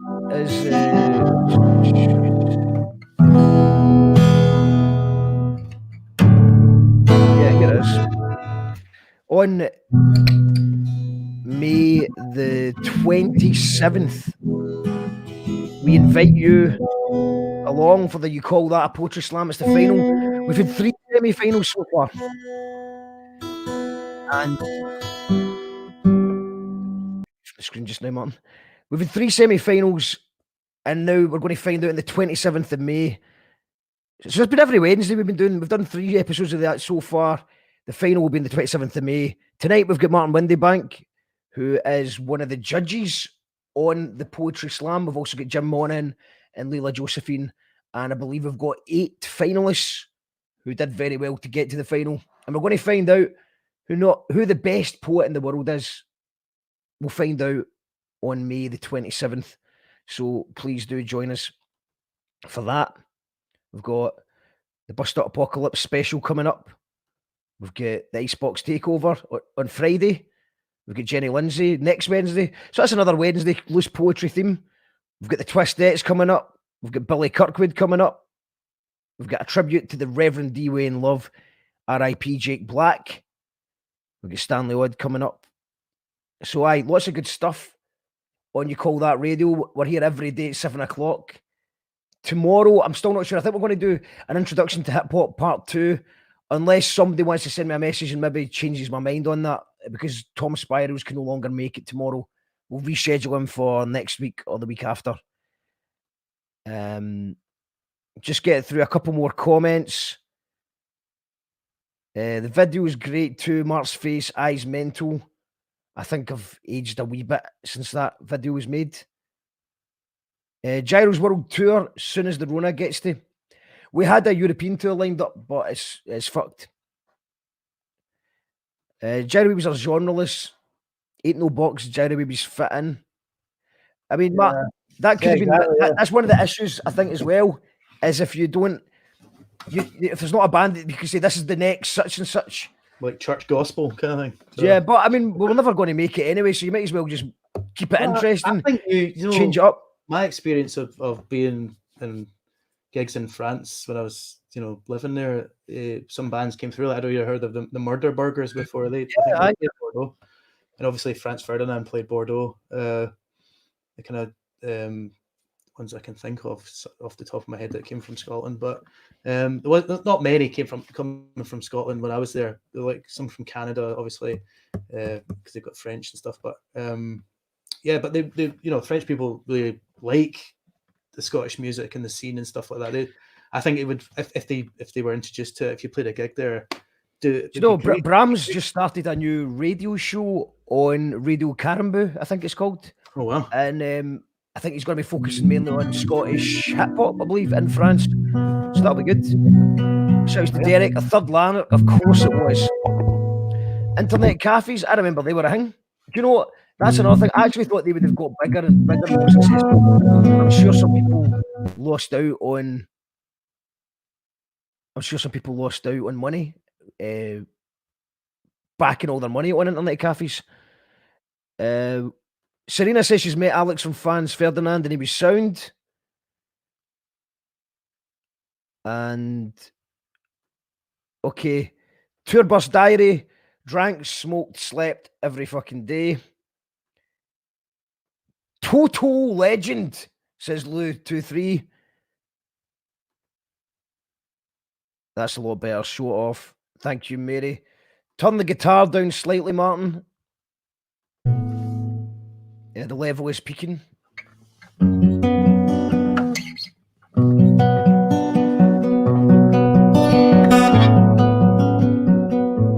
you ready to give us a tune? I think so. How does that sound? An American psychiatrist calls it audio stimulation. You call that radio?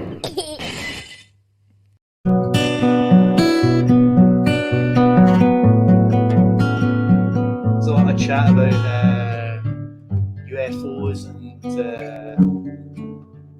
the future, and a lot of things tied in with the current situation, and watch the skies for satellites and things. But it's a song that I'm going to play that I wrote about the time I saw a comet.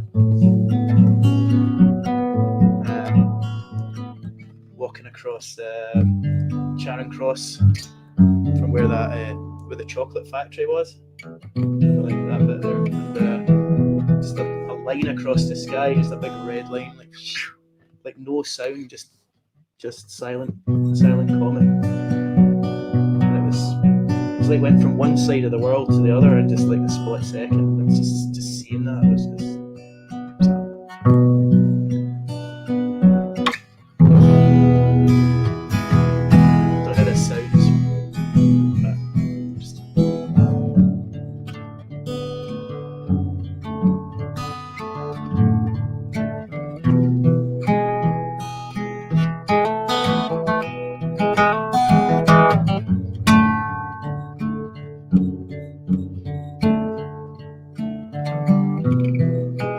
Comet in the sky, comets flying by.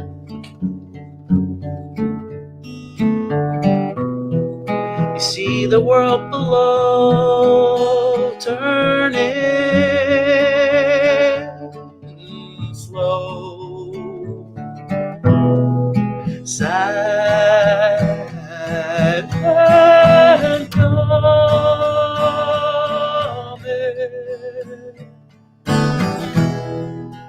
comet in the sky, comets flying by.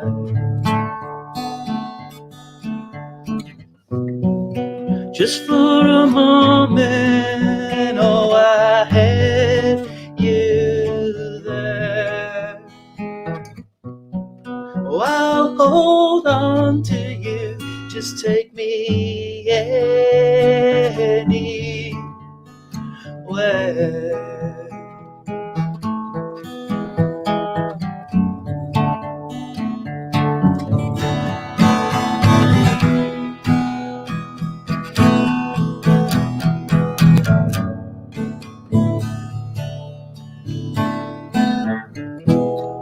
Melancholy June, oh, I love you. You mean the world to me, you know. all for you. There ain't nothing I won't do, 'cause I love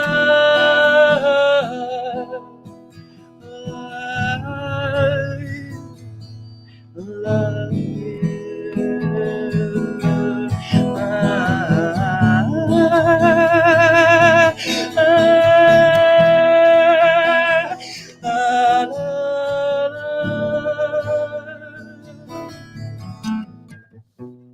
Just for a moment, oh, I had you there. Now hold on to you, just take me anywhere. Oh, comet in the sky, comets flying by.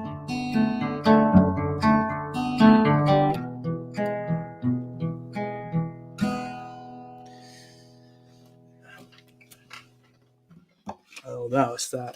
That's that. Oh, there. Man, I've got your Bandcamp link on the screen. Oh, that, yeah. I Beautiful. really need to update that Bandcamp thing, and also finish the album I was talking about before. You know, I think you should.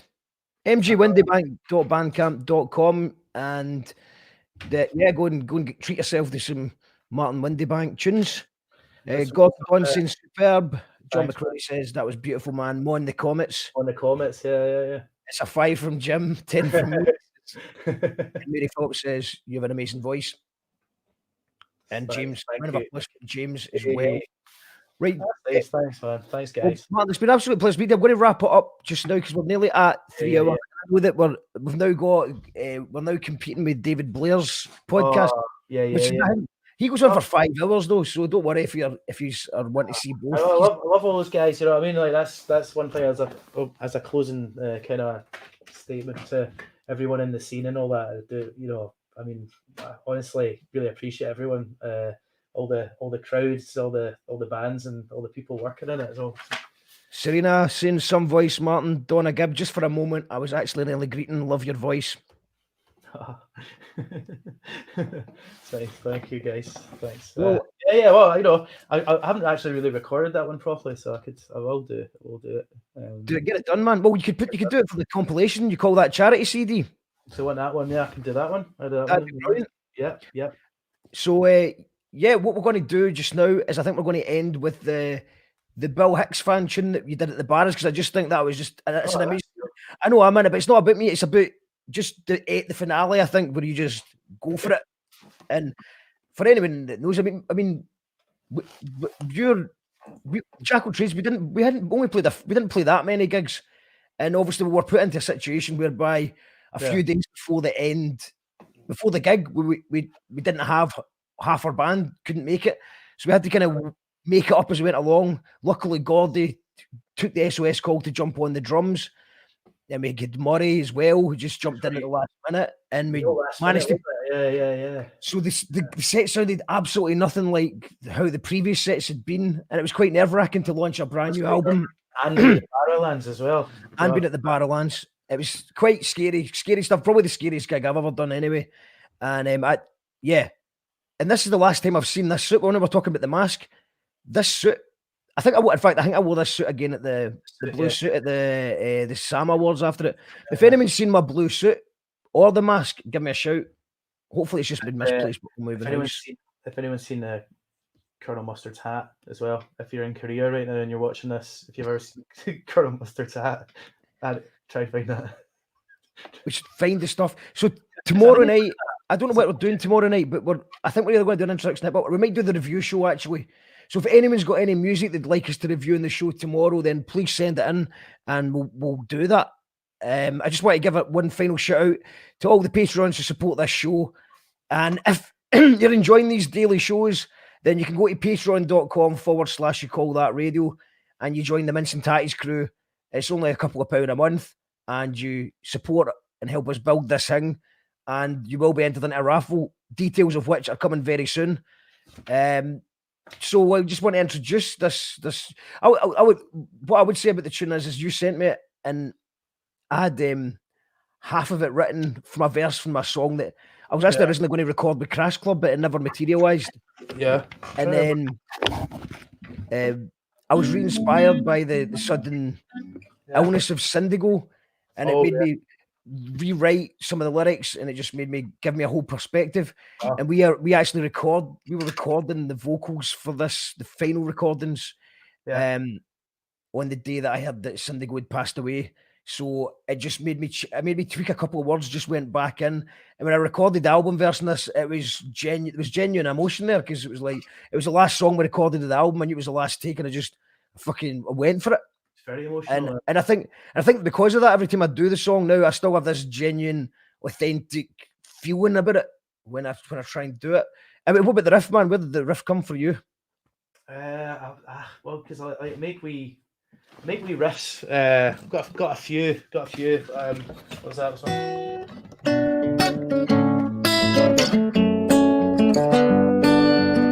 Yeah. So that was for. It's actually another song that I play, but in a different key, but organized differently. So it does sound completely different. But I had that for, I was going to make a song out of it. So I've just had it pretty much, because I remember we started doing some kind of rocking kind of thing. It was just with the open chords or something like that. And we were just trying to jam along with it. And then I was like, do you know what? I've got this bit of music that it's special, and I wanted to make it into a nice song. And I was like, you know what? Just let's go for this. And I just played it, and it fit so well. And it was just right decision. Do you know what I mean? Absolutely right decision. So that was from I've got another one that's kind of it's kind of starts with there was a piece that kind of went from it's kind of like this. I don't know if you can hear that. It's kind of like goes down. That's nice. Yeah, I've got this for another thing as well.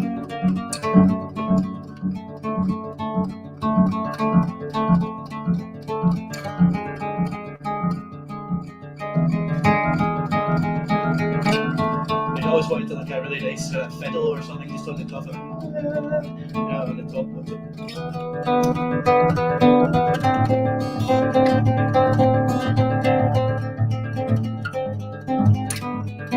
Just going to play quick this one. So get this right to the next bit, because it goes into the quite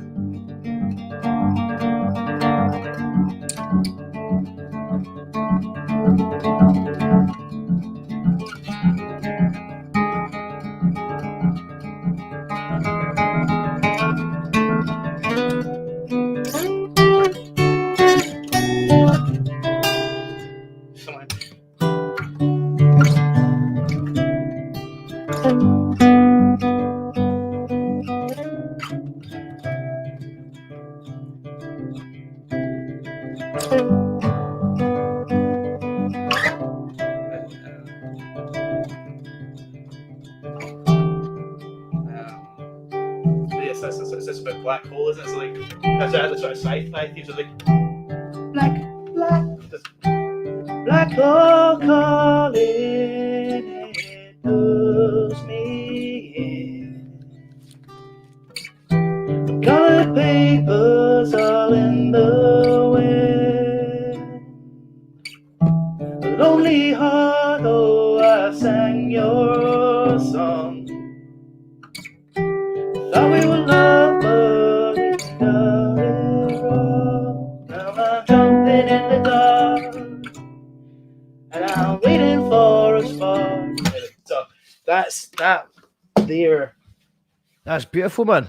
That is another song I was working on, but it's similar fingering, let's say. Yeah, it sounds good, man. It's like I could hear, especially the beginning bit, I could hear some fiddles in that.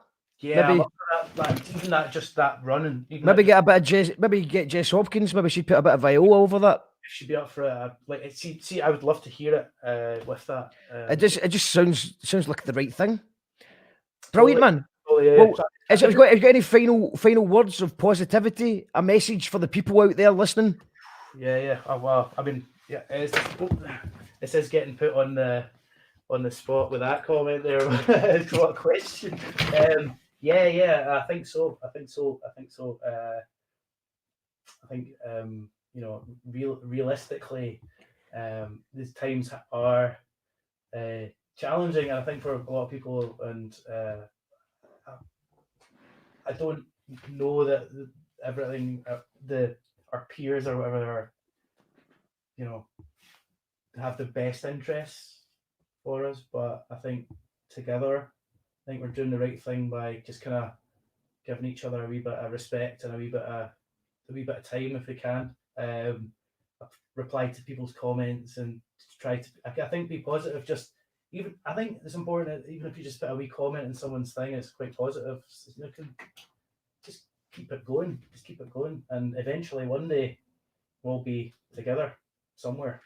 It has to happen one day, whenever that is. But I look forward to that day when there's a band playing on a stage and we're all there having a great time. I look forward to that, and it's just keep that spirit. And I know I don't think we should listen to as much doom as we. I don't know if it's just a thing that's on, social media or whatever. Like, just do we need all the doom? Let's do more tunes. Let's do more tunes. Let's have some nice respect for each other, I guess, and we'll get there somewhere somehow. That's the positivity. Stick with it. Well, thank you very much, Martin. That's brilliant. This is let's go back to a time when we were allowed to play outside. If anyone wants to get in touch, just get in touch. Do you know what I mean? I'll chat. Do you know what I mean? Yep. Get a chat with Martin. And if you need any photos done or videos, or you want any photos that I've taken, you think, oh, he's got that photo. I mean, that's the thing. Like, I don't always get reminded, and you can, because if people are in a photo, you can get them printed off and looking nice for them. For the things like that, of course, if they can remember it, and that's what a problem I have to admit, that I don't always, like I said, I don't always complete everything. I do need sometimes motivation, because I've got often a lot of things going on, and my attention does get diverted at times. So it's if you want things, just hit me up, and then hit me up again. Just keep on. Just try to get hold of me. If it's nothing personal. Sometimes it's definitely nothing personal, and I would do it. Confusing. There's a lot of messages going back and forth. Mary Phillips is saying fetching pitchforks. If you're referring to the next song, we're going to go with Martin. Was obviously a major part of that video, filming it. But I thought we'd end with, it's the way it's got to end. It's got to end with this one, because Martin does end the Barrowlands Ballroom himself. So I think we've got to end it that way. But Mary, I think if you've purchased a Fetching Pitchforks CD, you'll be glad to know that they'll be with you very shortly. The B-side, a brand new Unheard Gyro song, will be released only on CD as part of a B-side, along with some remixes. So that tune's getting mastered just now by Thomas Ray, and it'll be with you very, very soon. If anyone's wanting to get one, go to thegyrobabies.bandcamp.com. And Mary, was sitting in awe of your last tune. And I want to say thanks a lot for this tonight. Brilliant stuff again. Thank you, Alan. Thank you, Joe. Thank you, Bob. Thank you, Rosemary. Thank you, everyone, for tuning in, and everyone who supports it. We'll be back again tomorrow. I don't even know what we're doing tomorrow, but we're back again tomorrow, and we'll have the Icebox takeover on Friday. We've got Billy Kirkwood on Tuesday. We've got Jenny Lindsay next Wednesday. We've got the tribute to Reverend D. Wayne Love on the Thursday. And then I think it's the Twistettes. We've got, and Stanley Odd. We've got, and then it's the Poetry Slam final 2 weeks today. So lots of good stuff on the horizon here. Appreciate everyone tuning in. And this is Shackle Trades live at the Barrowlands. Thanks. Nice one.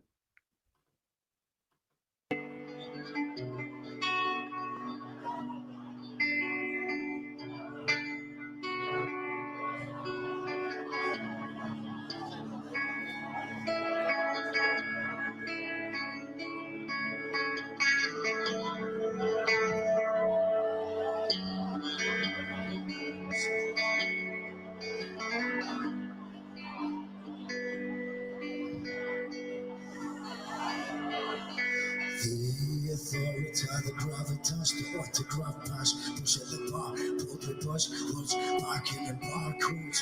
So her own export above for speech, public scene, I for today, tomorrow you're indeed trouble. A flag of convenience, a ship on the rocks, attacking the horizon, attack on the clocks, smear on a headline, a bluffing the thoughts. I pull on a pillow with the twist, with the plots, listen, I'm rushing torn to the tied up in knots, tangle the ethereal thoughts to the iron is caught. I carry a pledge against violently short messages, oh, still have done since the day dawn, so animals from the soul of the gutter.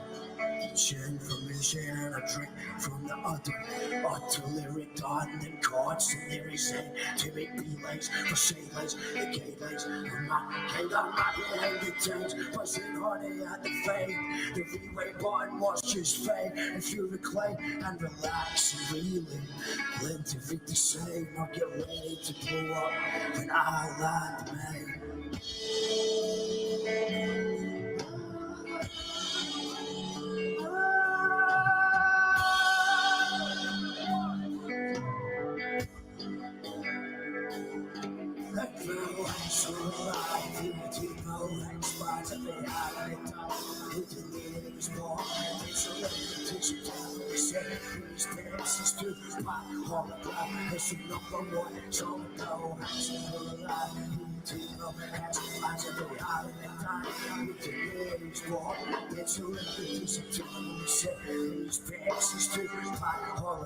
It's a number one song.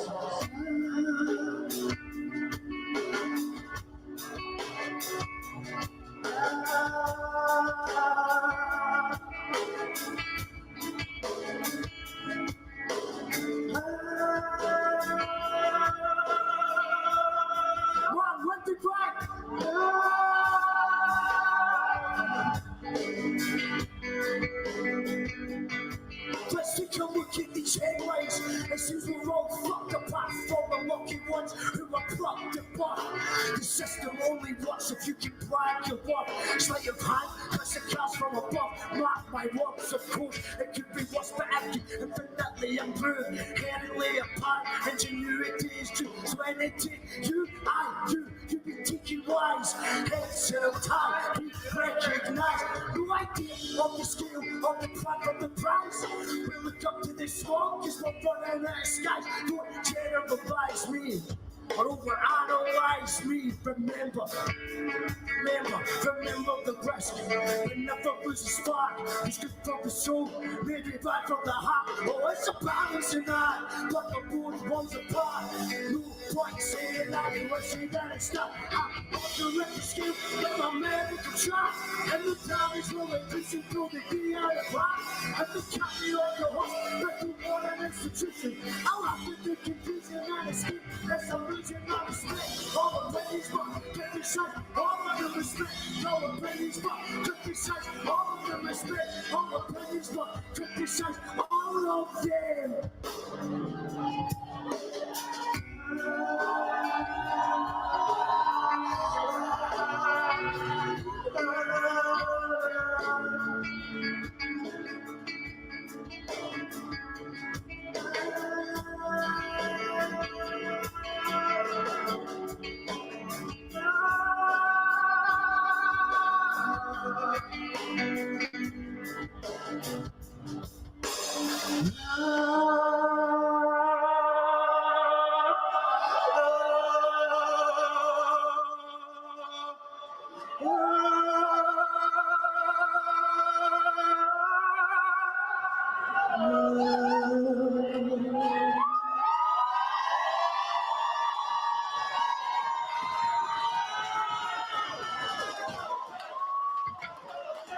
Thank you very much. Thank you. Have a great day. Have a You great call that radio? Call that radio. Went back to the people who hated on me. Right, and then I see the disinfectant that knocks it out.